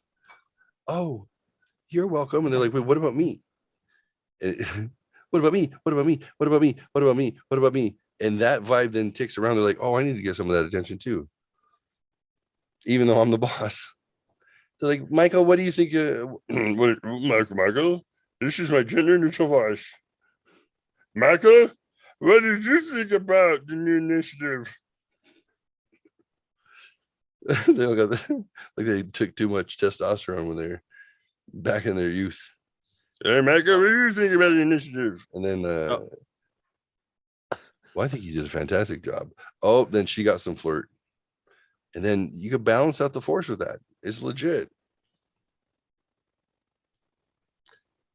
Human nature between men and women. But why do women love you?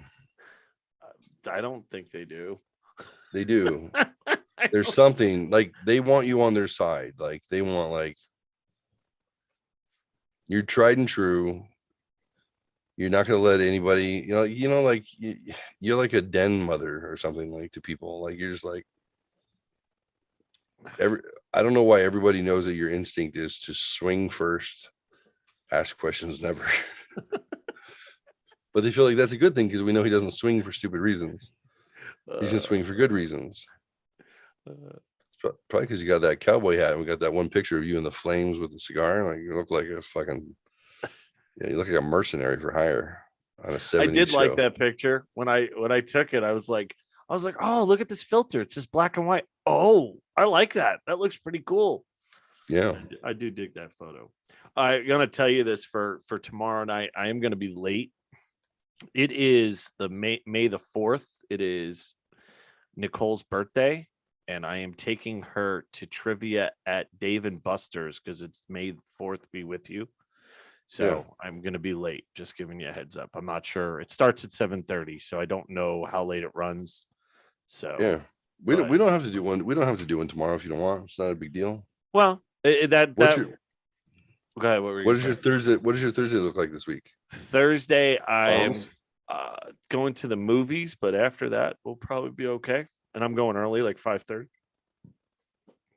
Why don't we shoot for Thursday? We'll do just Tuesday, Thursday this week if you're available, and then that'll give us a little space between shows. And May the 4th, that trivia. It sounds like I wouldn't want to rush it. Well, like they're all gonna dress up and stuff, and I mean, I'll wear a Star Wars shirt. I don't have any Star Warsy costumes type stuff. What about the Princess Leia outfit that you had? I told you not to tell anybody about that, and I don't understand why. I'm not Monica Lewinsky. You don't have to, like, listen, seal Gandalf, that with your fucking pipe right now. You shall not pass. Mama Fox had to change the hay bale. So between your voice and my hat. Yeah, I get it. Uh, So this pipe I picked up at a pipe shop.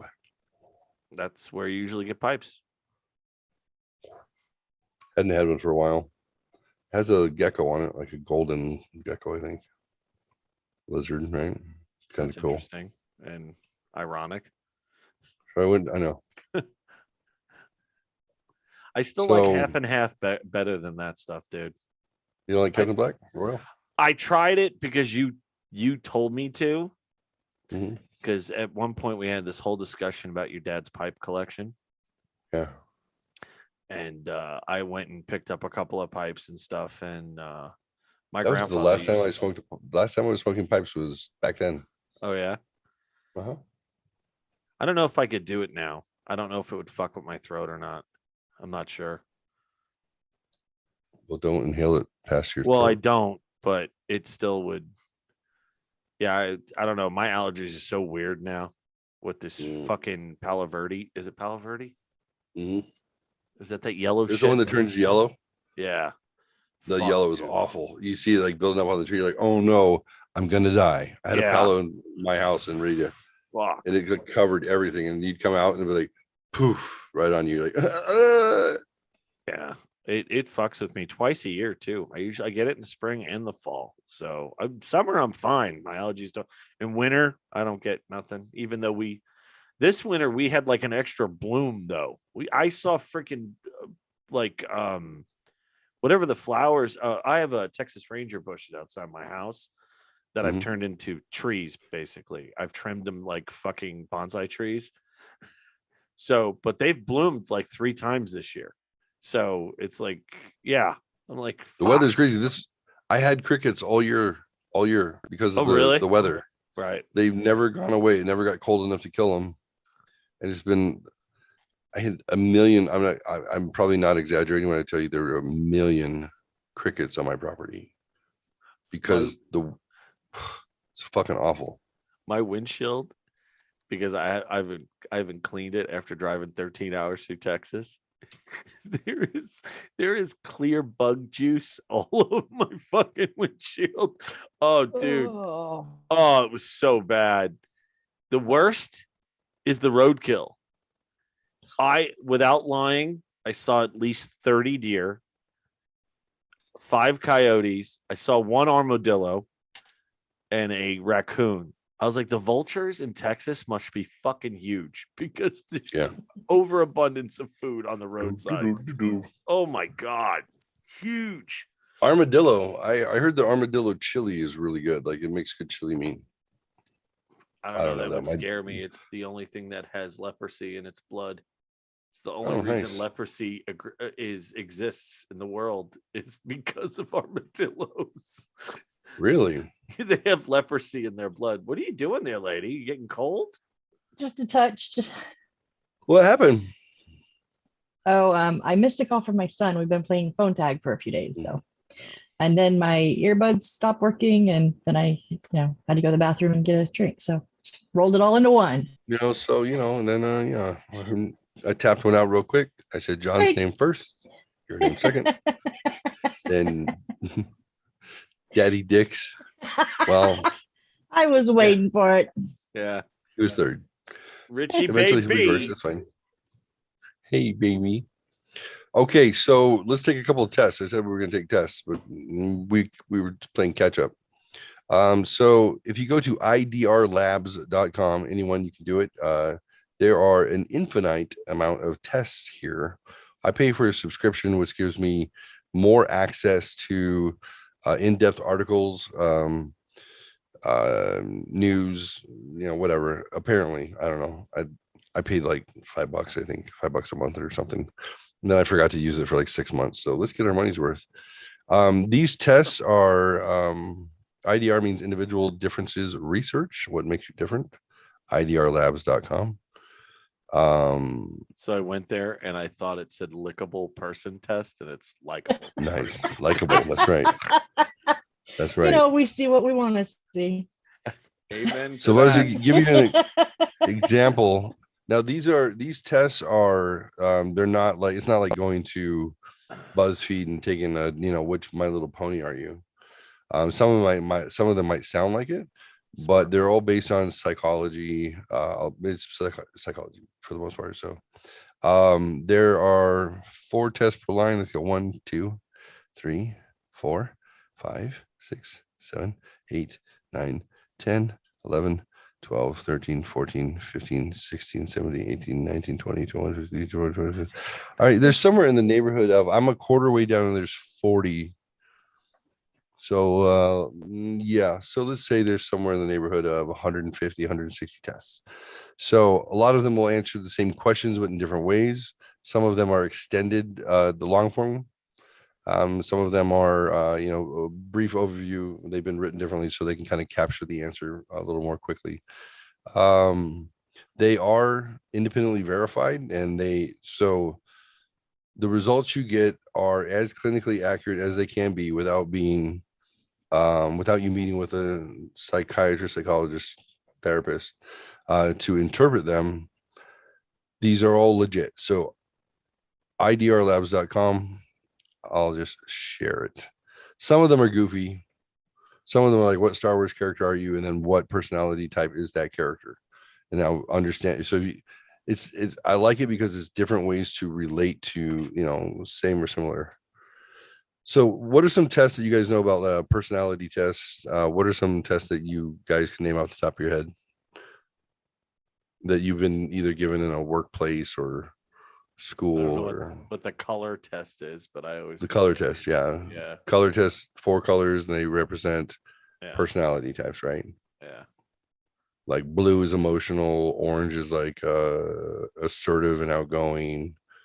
What's green red? is analytical, red is Dick, because I think that one's the one I always yeah. If you always get red, then you're definitely dick. Yeah.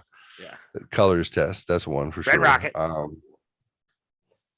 Do you know any psychotherapy or not psychotherapy, psychology type tests or like personality tests? I would think I would know a shit ton, and I cannot think of a single one right now. I've probably taken most of them. Myers-Briggs is one. They were like they originally, I think it was in the 60s, Myers came up with a personality test based on Jungian, like Carl Jung, or Jung, if you were to read it. Carl Jung, like his understandings of personality types. I was going to say tropes, but that's not really right. But let's say like the big 5 personalities, like personality traits: conscientiousness, trait neurotic, trait openness. So he kind of coined those things to kind of figure out where everyone falls in a scale somewhere. And then what was the Myers-Briggs? Myers and Briggs, they wound up getting theirs combined because they were both very similar. They're both based on Jungian psychotherapy and his research. So they wind up combining them because they were too close. That's when you come up with things like, I'm an ENTP. Right. It's not Squib. Isn't it Bristol Myers and Squibb? No. Is it? Maybe that's just a sounds right. Pharmaceutical Might company. be. Every time you kept saying Myers. No, Myers-Briggs. Right. I thought it was Myers Squibb because Bristol Myers Squibb is the pharmaceutical company. Oh, no. So maybe different things. Yeah. Okay. Well, it's weird that it sounds like that. ENTP. You take the test and it says you're an extrovert. You're, what is N? You're I had to look them up like months ago when I was doing it because I didn't know any of them. Now I don't remember. Extrovert. I don't remember. I don't remember. I think I'm ENTP. And then they tell you, like they give a certain they do give like a character trope to it. So here's what we can take. And then John, you pick one too. You pick who you want to take the test. We have the psychopathy test, inspired by the works of Dr. Scott Lilienfeld, PhD, and colleagues. The psychopathy matrix test measures whether you have psychopathic traits. I would like to take that test, please. Very good. Okay. Then you have the hot crazy test. Oh, that's The mine. hot crazy scale test is an artifact of internet pop culture. Oh no, that's Some not mine. claim it is pseudoscientific, while others maintain that it's backed by studies. You remember the hot crazy? There's that scale. It's like the unicorns. It's just the right amount of hot, the right amount of crazy. Loneliness test, a scientifically validated test based on the work of Dr. Davis Thayerl, will determine to what degree you feel lonely and socially isolated. That sounds depressing to take. Well, this is a psychology site, isn't it? Sociality test based on the work of Silvera, Martinson, and Dahl. The social intelligence test analyzes pro-social characteristics across 3 different domains. Mindfulness test. Are you mindful? Suck mindfulness. I hate mindfulness. Orientation test. Are you oriented? Sexual orientation test will determine your sexual orientation according to non-binary approach to human sexuality. Oh, Mama Fox needs to take that right now. Oh, I gotta take that one. Antagonism, Yes, I'm taking based on that the one. research. University of Georgia, the difficult person test measures whether you are easy or hard to get along with. John. I was thinking Jeff on that one, but okay. Yeah. Oh, okay. I said it too. Yeah. So Yeah, we have our okay. 3. Yeah. So we're gonna do orientation test for Mama Fox. We're gonna do From a psychopathy psycho. for John, and then antagonism is gonna be me. So Yeah. oh, I am a difficult person. I know, because I know how I score on the big 5 scale. Fuck. They're like politeness 4. That means if there was 100 people in the room, you would be less polite than 96 of the people in that room. I remember I tell that to Lisa a couple months back. I had taken the test, and she goes, "I'm surprised they gave you 4." I was like, well, "I'm polite." She's like, "No, you're not. You're never polite. You don't have a polite fucking no. You're not." And that's not me calling you an asshole. That's just saying on the politeness scale, you don't have it. Like, I can say please and thank you. She's like, "Those are manners. There's nothing to do with being polite."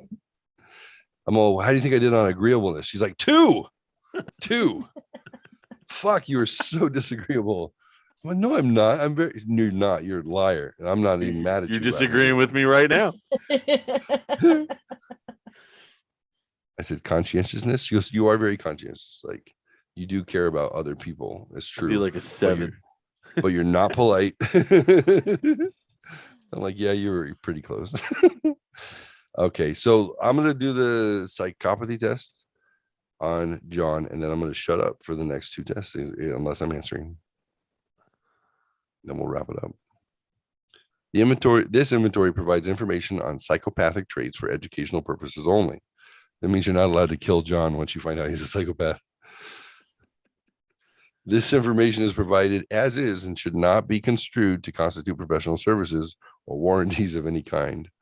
However, you may want to consult a professional because it's pretty accurate. All right, psychopathy matrix test. Test screens for psychopathic traits in normal individuals, though the test can be used in clinical context as well. So if you know someone is a psychopath, you can confirm it. So that's interesting. How do you score it? For each of the following statements indicate your level of agreement below. Okay. In contrast to other psychopathy measures, this test is intended to comprehensively index psychopathic traits without assuming particular links to antisocial or criminal behaviors. That's right. 40 questions. Here we go. So we have, let's see, we have 1, 2, 3, 4, 5. So the most agreeable would be 5. one will be disagreed. 5 will be most agree. Okay. And then somewhere on the scale. All right. I tend to get crabby and irritable when I have too many things to do. 1 disagree, 5 agree. 4. I would find the job of a movie stunt person exciting. 3.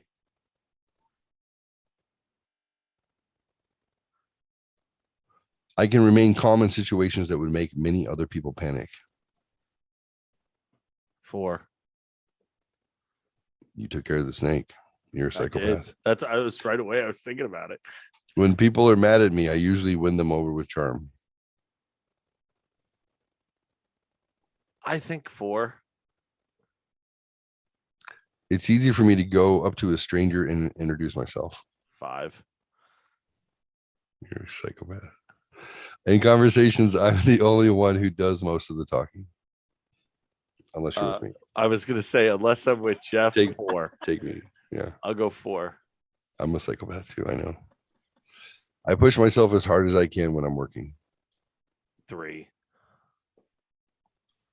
I agree with the motto: if you are bored with life, risk it. 4. Fuck, I am a psychopath. I function well under stress. 4. I do favors for people even when I know I won't see them, and I do favors for people even when I know I won't see them again. Yeah, 4. So that's not a psychopath, or maybe it is. I don't know. I enjoy seeing someone. You and I are probably not the best to try and evaluate the test beforehand. We'll just wait for the All score. right, sorry. We're just like, you're not crazy and I'm not crazy. We agree. You're nicer than me, which makes you super empathetic. I enjoy seeing someone I don't like getting into trouble. 5. Oh no. It would break my heart to see a poor or homeless person walking the streets at night. 2. 1. Okay, 2. Give a fuck. I watch my finances closely. 2. No. Honey, don't watch this show. I'm gonna tell you, nothing happened. It's not worth watching. I love you. Don't quit me. I'll see you on Friday. Someone's going to Victorville. I don't know what that meant. Apparently, I think I'm getting laid. You think I'm driving 500 miles to rob one out? No, I'm not. Fact. But I go to the gym for 3 hours a day, not Friday and Saturday. Tell you where you're going to be for 3 more hours. You'll be able to lift. Don't worry. You'll be able to lift. You can do plenty of squats. Plenty of squats. Plenty.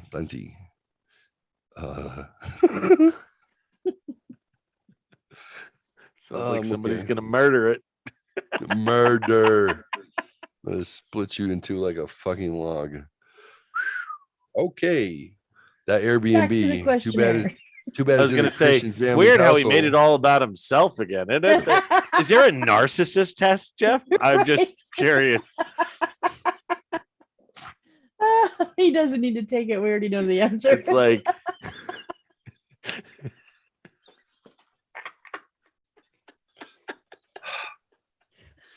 I love you. When I'm with other people who do something wrong, I usually get the blame. 4. And Mama Fox is canceled.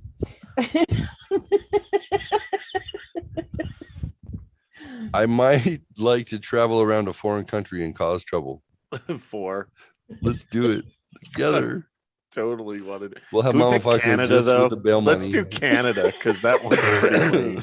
They're not going to shoot you in Canada. They may hit you with a horse, but they're not going to shoot you. We'll have Mama Fox filming everything, and then with a fanny pack with bail money. I'm not wearing a fanny pack. Travel Channel would totally give us a show. Oh hell yes. Seriously. Oh, that'd be bad. Okay, it'd be good. I am a daredevil. 1, disagree. 5, highly agree. 3. I don't think I'm a daredevil. A lot of tamarindo candy. I mean, I'm drooling. A lot of. Let me. Not gonna work. A lot of time, I worry when a friend is having personal problems. 3. I break if I hold on. Fucking Jesus. salty sour candy, not good when you're trying to talk. So to preface what I was saying, or actually it's after the fact. So like I worry at first, and if they don't get their shit together, or they don't ask for help, it's like, oh, I'm sorry. I mean, Yeah, got no time. you had your shot. So that's why it's 3. All right, number 18. I'll break a promise if it's too hard to keep. No. 1. I don't. I am good at getting people to do favors for me. 5. I don't care. I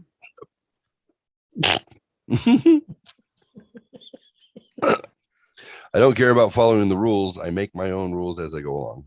4. If I can't change the rules, I try to get others to bend them for me. 4. For sure. I sometimes lie just to see if I can get someone to believe me. No, I don't usually. I'll say 2 on that. I don't usually lie. My truth is usually so uncomfortable for people. I just go with that, and they're like, hey, he must be lying.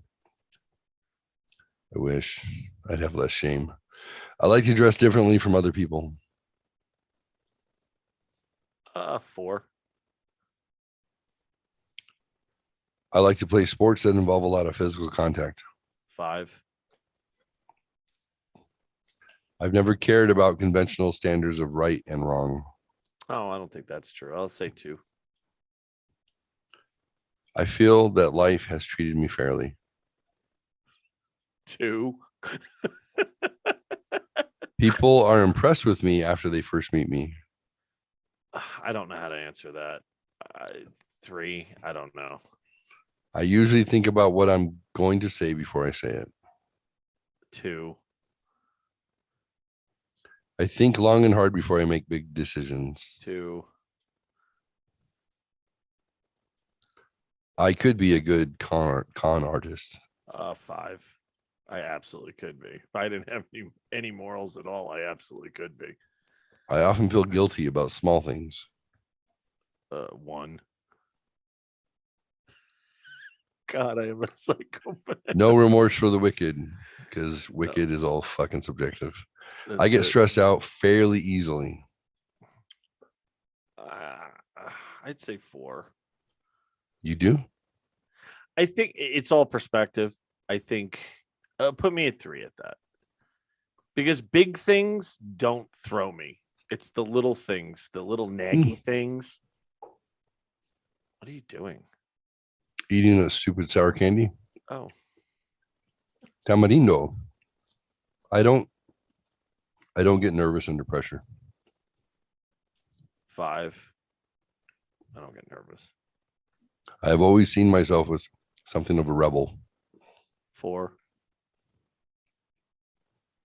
High places make me nervous. Oh, fuck yeah, they do. 5. Some people have gone out of their way to make my life difficult. 4. Like we just named one of them. At times, I worry that I have hurt the feelings of others. 3. A lot of people have tried to stab me in the back. 4. I often put off doing fun things so I can finish my work. 1. I get blamed for many things that aren't my fault. 3.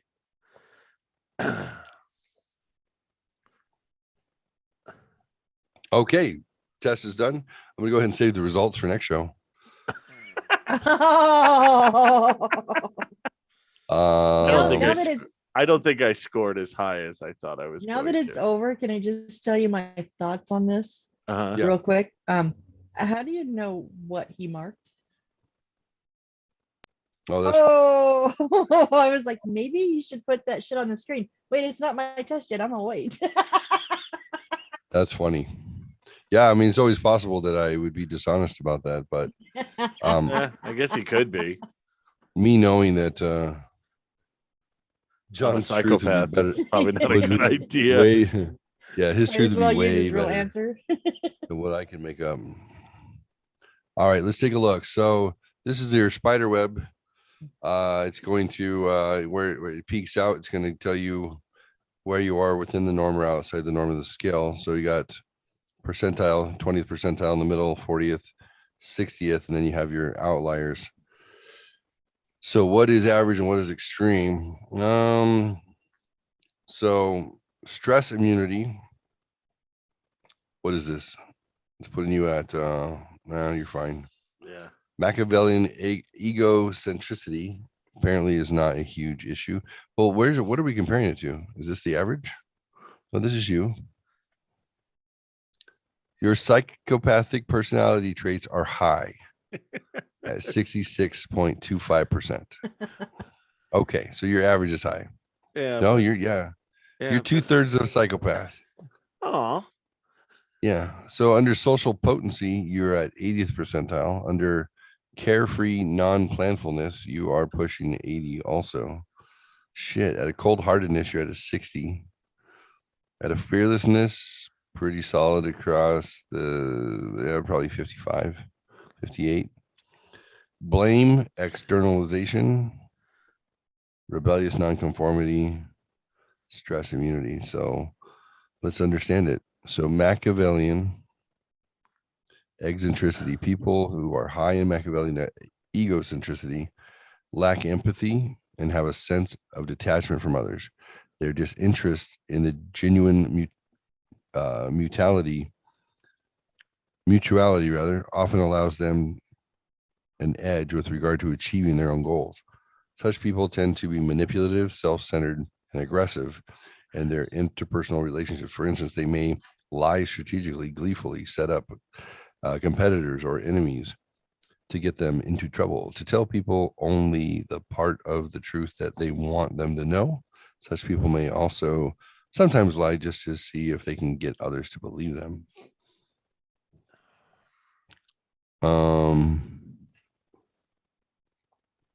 And they often believe that they are more important than any other people. So that one wasn't blown out. Let's look at social potency. That's definitely an outlier. Individuals with high social potency have the ability to charm and influence others. They tend to be friendly, appealing, popular, and confident. For instance, they often know how to make themselves stand out favorably in a crowd and usually feel comfortable talking to strangers or charming their way into their good graces. Such people tend to come across as sure of themselves and exciting to be around, bestowing a sense of something special in social interactions. They can easily ask favors of others and win people over through their charisma. Your other big outlier is carefree non-planfulness. So let's check that part out. Individuals with psychopathic traits often have difficulty planning ahead and considering the consequences of their actions, yet they seem to be okay with this. Since forethought is not prevalent in such people, they often find themselves in unfavorable circumstances. For instance, they may often repeat aberrant behaviors that previously got them into trouble. So like, whip your dick out in the parking lot and, piss into a pizza box. You're like, seriously, you're doing it again? I've always said, if you play, you pay, and you reap what you sow. I have always felt that way. I do. I feel that way. Interesting. All right, let's do her sex test. You want to give her the one you give her the sex test? Just go to idrlabs.com. It's on the first page under personality tests. Sexual orientation test. That's right. If you want to show only it, 15 freaking questions. Well, how many different ways can it go? I mean, Oh, hello. All right. Do you identify yourself as a man, woman, or other? woman. In the past better 2 be weeks, more precise. I have Right. found myself sexually aroused by a woman either never or often. That is the two extremes. So we keep that right in the middle. Wait, I shouldn't mess with her on the test. You better No, mark them right. It says Um, it's the same thing. So it's 1 through where- 5. Yeah, it's One is through lowest. Yeah. Yeah. 4. I watched some good movies. Sorry. Not In the sorry. past 2 weeks, I found myself wanting to have a real life sexual intercourse with a man. 5. Mm. Not The looking past good 2 here, weeks, folks. I have fantasized about sexual intercourse with a woman. 4. Oh, crap. Hold on. Oh, man was all the way and woman was there. Okay. In the past 2 weeks, I have found a man attractive. 5. It's weird how they ask the same things over and over again. In the past 2 weeks, I have fantasized about sexual intercourse with a man. 5. In the past 2 weeks, I have entertained the fantasy of being in a long-term romantic relationship with a woman. I just love the way you read it. Long term with the woman. 2. In the past 2 weeks, I have found myself wanting to have a real life sexual intercourse with a woman. 3. In the past 2 weeks, I have wanted to touch a man intimately and or be naked in the company of a man. 5. In the past 2 weeks, I have entertained the fantasy of being in a long-term relationship with a man. 5. In the past 2 weeks, I've wanted to touch a woman intimately and or be naked in the company of a woman. Wait, I have or I fantasized? In the past 2 weeks, I've wanted Wanted to touch a Um, woman intimately and or be naked in the company of a woman. 2. In the past 2 weeks, I've fantasized about non-sexual petting and or bodily closeness with a man. 5. Choked up a little bit when you said that one. In the past 2 weeks or 2 minutes, I have found myself sexually aroused by a man. 5. In the past 2 weeks, I have found a woman attractive. 5. In the past 2 weeks, and this is the final and 15th question of your test. In the past 2 weeks, I have fantasized about non-sexual petting and or bodily closeness with a woman.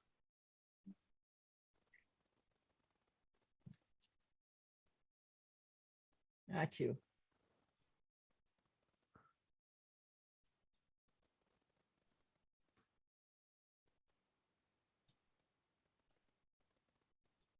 Not as bad as I thought.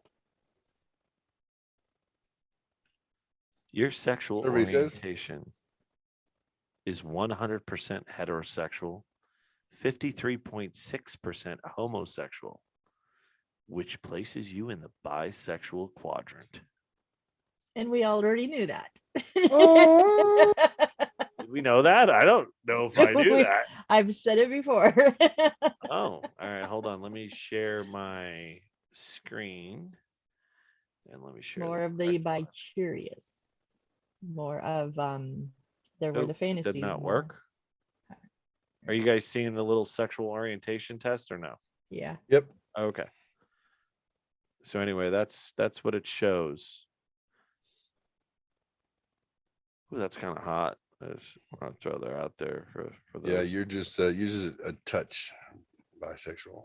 You just a Just a touch. touch. But you're there. You're there. You're in there. Just a touch. They would call that by curious. Bi-curious. There you Yeah, it's go. called by curious. Yeah. Well, how many experiences have you had with the same sex? Just one. Not all the way. So just a little Kissing, scissoring. touching, but still close Just a on. little so. scissoring, huh? That was it. Just a That's little. what she said. All right, Jeffrey, which one is the test that you're taking? It's the one called antagonism test, I believe. All right. Am I able to The get difficult person the, test measures whether you are easy or hard to get along with. Was that the one? I don't know. Yeah. Antagonism test. It's on the second row right next to the orientation. to the I right. have to, I got I it. have to hit types. Oh, that one I Got it. actually clicked right away. That was just right there. All right. It is, you said, Oh, are you doing it? oh, you want to do it? Oh, yeah. I'd much rather you do it. Absolutely. Okay. I'd rather watch. 35 questions. Oh, okay, we'll go quick. Let me get to the damn questions. Where are the questions? Oh, next. So same setup. 1, 2, 3, 4, 5. 1 is disagree. 5 is most agree. I like telling people what to do. 5, I am a unique individual who deserves special treatment. 3. I don't think I don't. No, I don't. I don't feel like I deserve anything. I feel like I'll earn it. I'm staying muted on this, by the way, so I'm not going to be a peanut gallery. I'm just. So what's your number? I mean, 3. unique. Okay. People tell me I am out of control. 1, I avoid direct conflict with people who may be useful to me in the future. 1, I use insincere flattery to get my way. 2, I don't really care if I offend others. 4, I get angry more frequently than most people I know. 3, Generally speaking, I am a superior person. 4,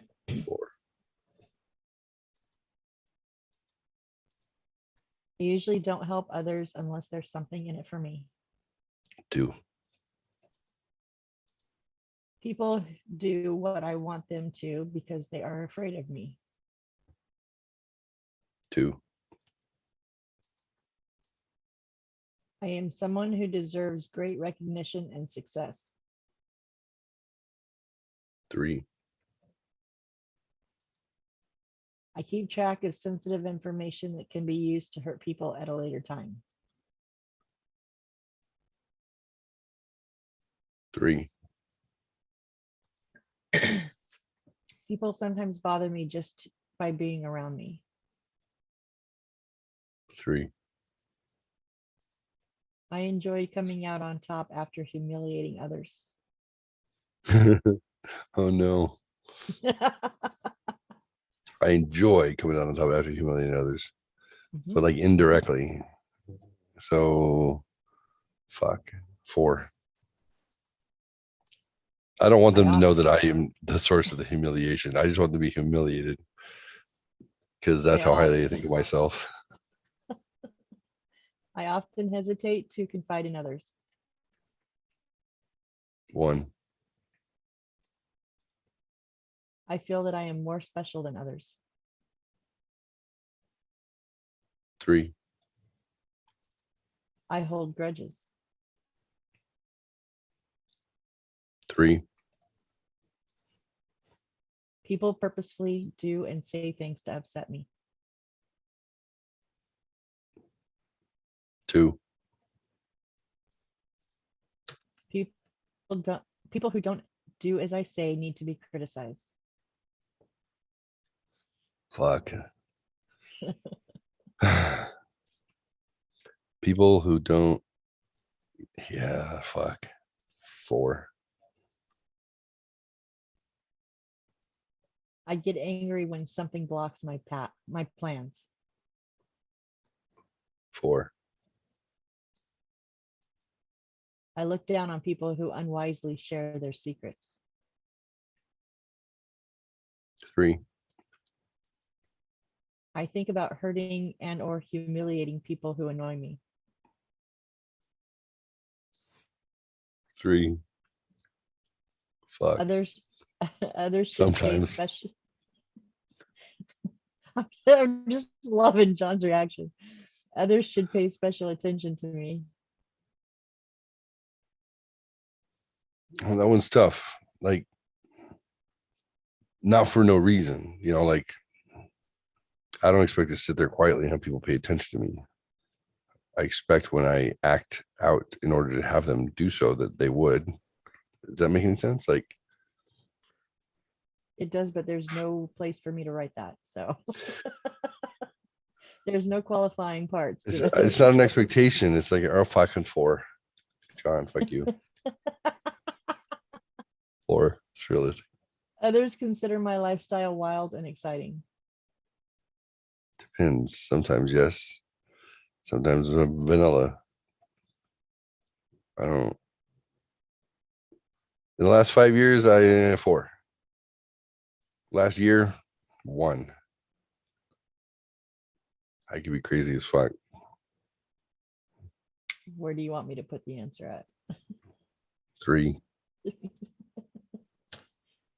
I monitor my romantic partner, friends, and our family members intensely to find out who is being disloyal. 1. Other people's emotions are their problems, not mine.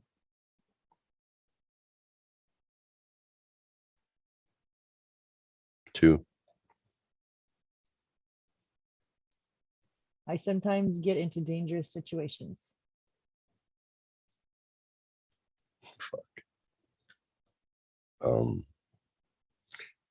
Scope of my life. 4. I look for it.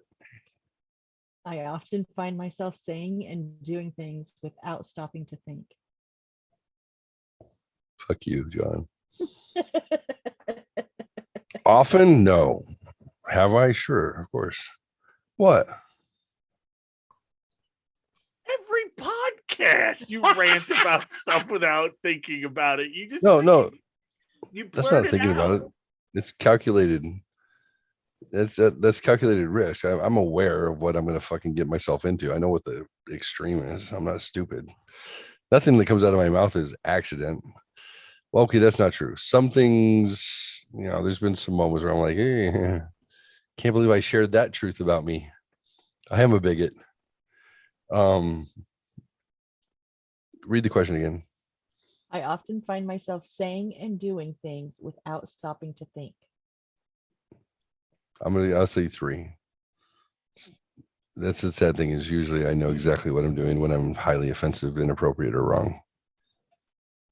It's a calculated risk. I can get pretty angry when others disagree with me. 4. Fuck you, John. Fuck you, John. Oh, I forgot to say it. Fuck you, Kyle. Fuck you, guy. I have often been described as cold and uncaring. No, I don't think so. No. 1. I exploit others towards my own ends. 2. Not exploit. I'll take advantage of an exploit, but I won't cause it. I only obey those laws and rules that seem sensible to me. 5. Most people are lazy and don't work hard unless they have to. 5. I often feel suspicious of people, even after they've acted loyally towards me. 2. Others have told me I am hot-headed, or I'm a hothead. 2.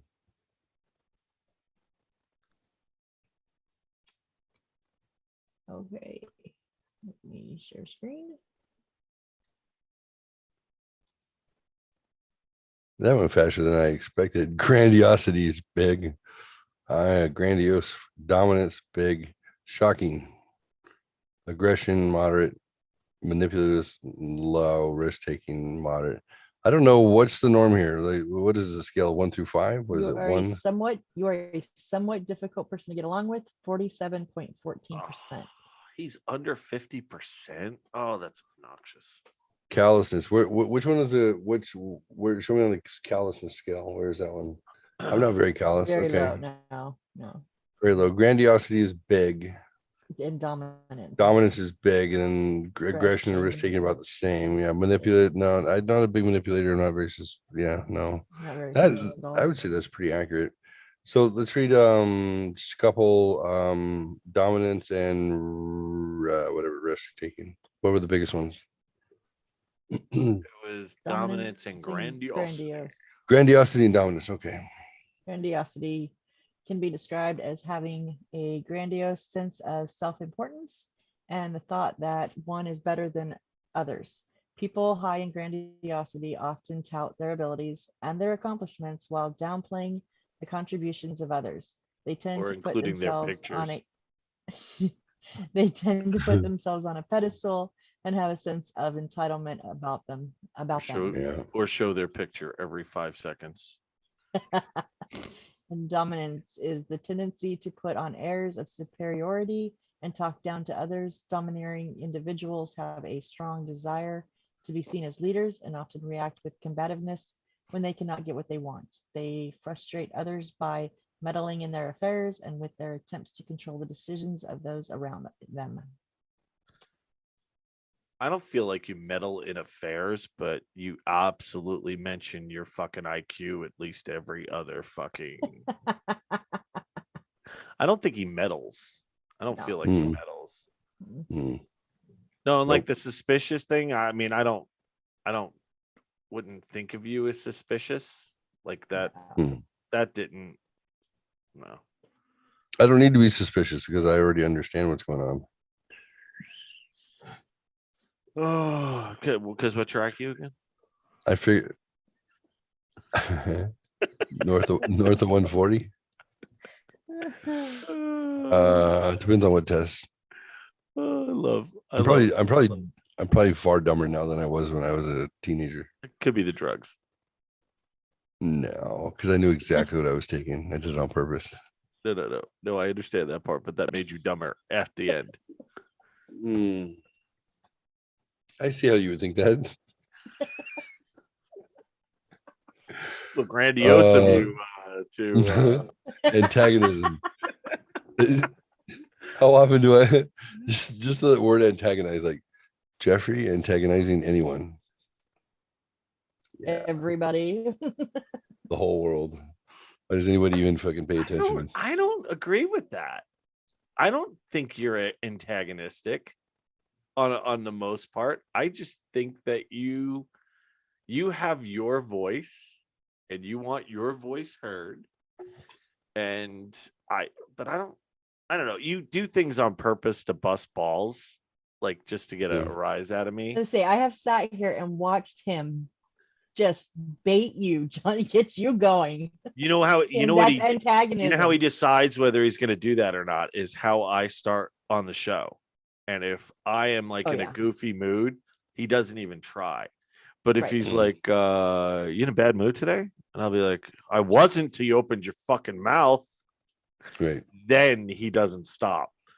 All right, here we go. Yep.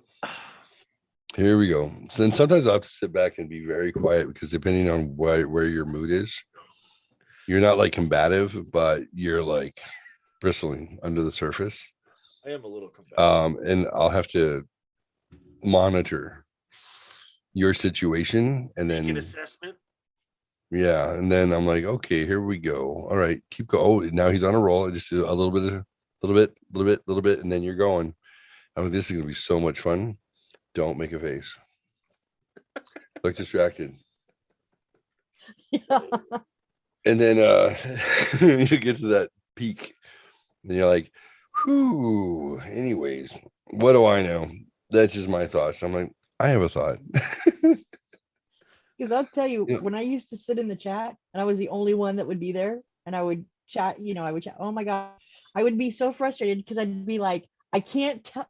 God damn it, John, pay attention to what I would watch him do. And I'd just be like, John. Oh, it wouldn't be that I wasn't paying attention. He didn't take a fucking breath. So I couldn't go, and hey, the chat room says this.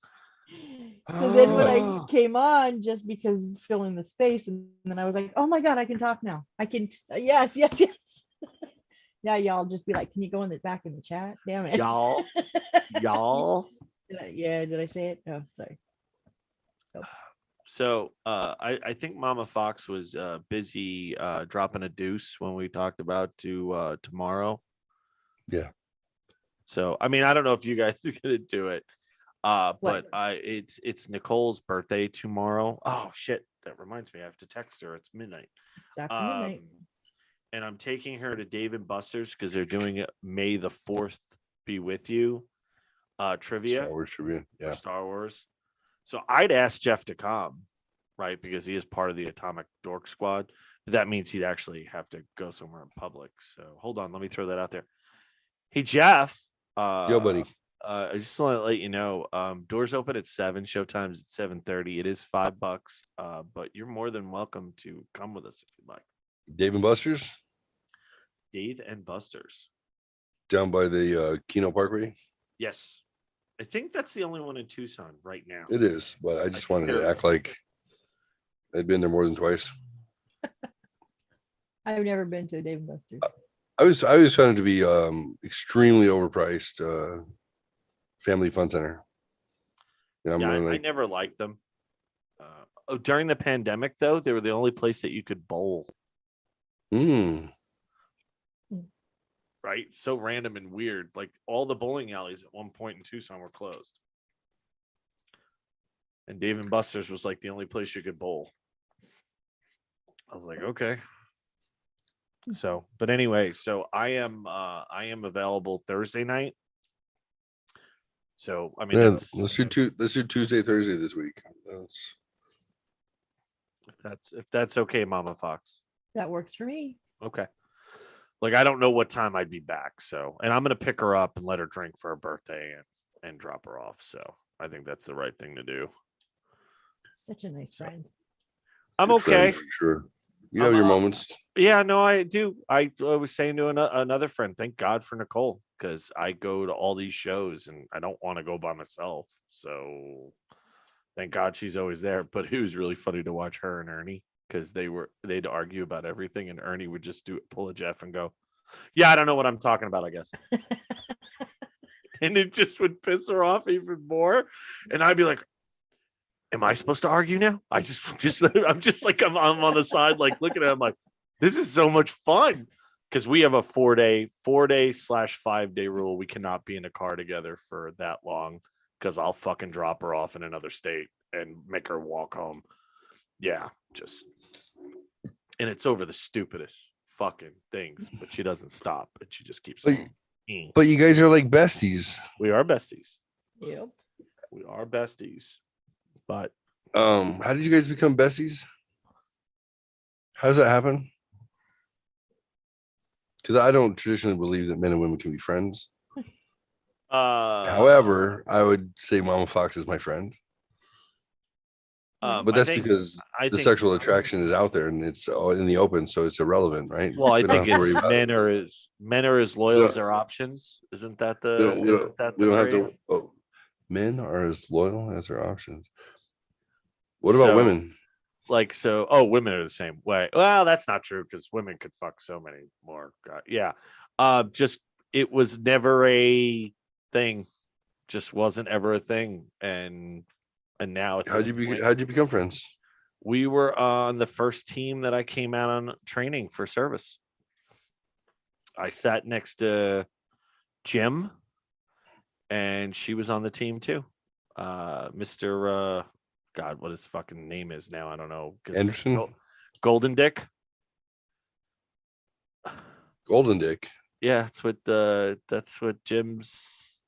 Yeah, Duncan. He turned into Jim Duncan became Jim Golden Dick.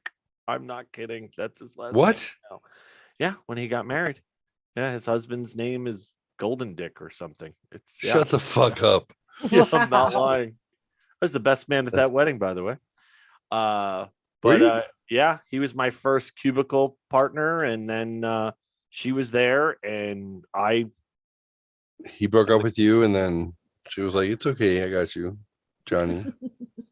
I was like, Jim doesn't want me anymore. I've gotten too fat for him, and Yeah, he says I'm hideous. I am. I'm not quite a I used bear. to be I used to be a twink. Now I'm not even a beaver. I don't even know what I "Look, am. You're I not don't know going what I full bear, am." John. I'm not interested. I'm like, I'm not hairy enough. Fuck, it's genetics. Gay men, gays are so fickle. They are Fickle bitches. If you so don't fit in, fickle. you either fit into that fucking thing or you're gross. That's it. I'm a big fat hairy man. They're like, yes, fuck me a bear. Fair, yep. I'm a Wolverine because I'm older. Like, yeah, cheer me up, Wolf. Oh, I thought I was joking. I thought that was not a thing. It's a thing. Oh no, I found it as a thing. Oh, Daddy made jokes. And here Oops. comes another thing. Oh, Oh yeah, no. and I always just keep invited going. everybody to I'm go out just- for drinks and stuff. And we had a huge group that would go out every night. We go to Frank's because we would close at 11:30. And I had the bartenders all their cell phone numbers on my cell phone to see if they'd stay open till 2. And we would go 4 or 5 nights a week. Yeah. And just she was always part of that group. And as everybody disappeared, she still was there. She's like, yeah, I'll go. All right, cool. Your wife never had concerns with you being that tight with another woman? No, because she's hung out with my family too. And she met my Okay. kids years ago. And a couple times she's hung out. Yeah. No, it's never been an issue. So Weird. yeah.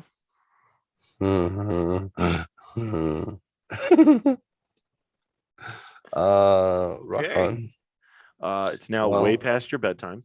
Wait, yeah. My princess baby girl is gonna be mad at me for not taking care of myself. And I'm like, have you seen me? I take care of myself. You think all this lotion's oh, you meant something else. All right. Sorry.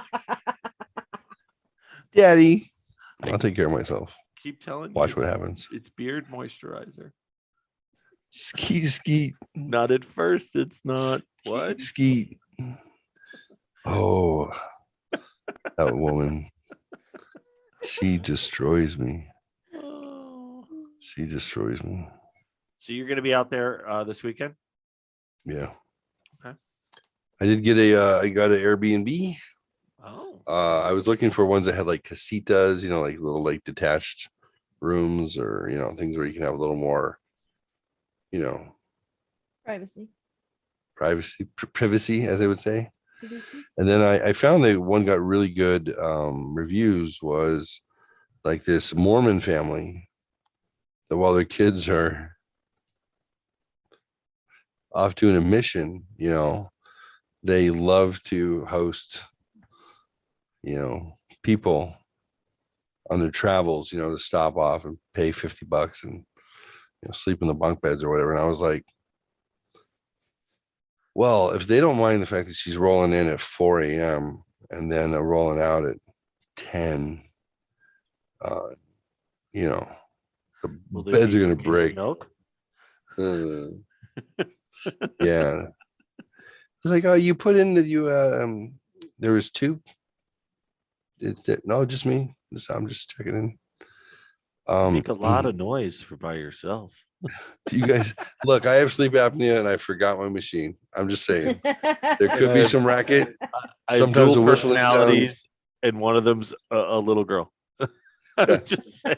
The whistling might sound strangely feminine, but it's just me.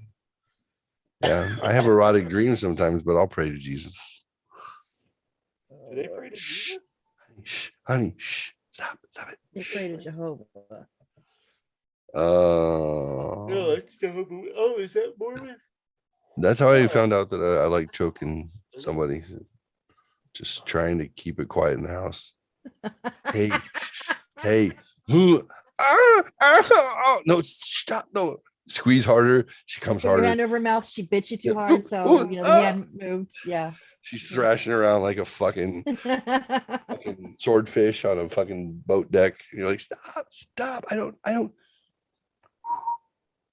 You woke everybody up. Are you happy? Oh, I'm happy, Daddy. Trouble. Fucking trouble. She dyed her hair. Which color now? yellow and green. She'd been talking about doing it. She looks like a cockatoo. I have a shampoo and I thought about doing all of my hair like blue, like really bright, Yeah. bright blue. And then I went, no, Yeah, I do just it. don't got it in me. Do you want it? Do you want it on you? What do you want in you? What? I said I found this color shampoo. It's like Yeah, a really sticky and vibrant white. blue. No, Yeah, vibrant blue. that's good pipe. Sorry. Try. Sorry, not sorry. Mama Fox, I love you. This is for you. Oh no. That's Dude, when the he hay looks bale like- began. He looks like the bad guy from fucking Barry so much, man. Oh my god. Coop, Coop. Yes. Dude, he's hilarious. That guy's a kook. Oh my god, that's fucking great. Thank you. Yes, that at the top left corner says photos, Mama Fox birthday present JPEG. So we get that bitch framed for you. Yeah, That that's is good pipe. amazing. 1, 2, 3, 4, 5. Someone's having a 5-way, 6-way. Oh We're boy. running pivot on a 6-way. Just in case all the men missed the clit, you got Becky to cover it back up because she knows for sure. Right. I got you. I got you. Pow. I got you, girlfriend. Don't worry. Thank you. Thank you. Thank you. She's so I'm gonna go to the gym for 2 hours. I'll be right back when you guys are done. All right then. Yep. She was My nice. dog just farted really bad. You have a dog? Thought I'd share that. Thanks. You just killed All my right. mood. Let's wrap it up. And I don't mean your penis. Yep. So that is it for Shelf Help Show this week. For Big Yawn John and Mama Fox. What's up, Foxy lady? Mhm. I'm I don't know who I am this week. Oh, today was Dadbod Bikerbeard. Here we go. Finish appropriately. So, in the immortal words of John Adams, my father, son, life sucks. Get a helmet. We didn't discuss politics or all the crap going on today for a reason. Enjoy it while you can. The quickening is upon us. It's going to get loud for a while. So that's all I got to say about that. And otherwise, just remember, Mama Fox, what's that thing that I usually say to end the show? Oh yeah, I think it's love one another and love yourself. Love yourself. It's important. Have a good night. Good night. We'll see you on Thursday. Thursday. All right. Be well. Night. Bye. That's it. That's all she wrote.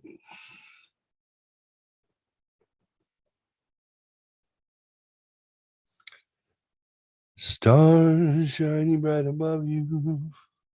Night breezes sing a whisper, I love you. Birds singing in a sycamore tree. Dream a little dream of me. I miss my kids. Say nighty night and kiss me. Just hold me tight and tell me you'll miss me. When I'm alone and blue as can be. Dream a little dream of me.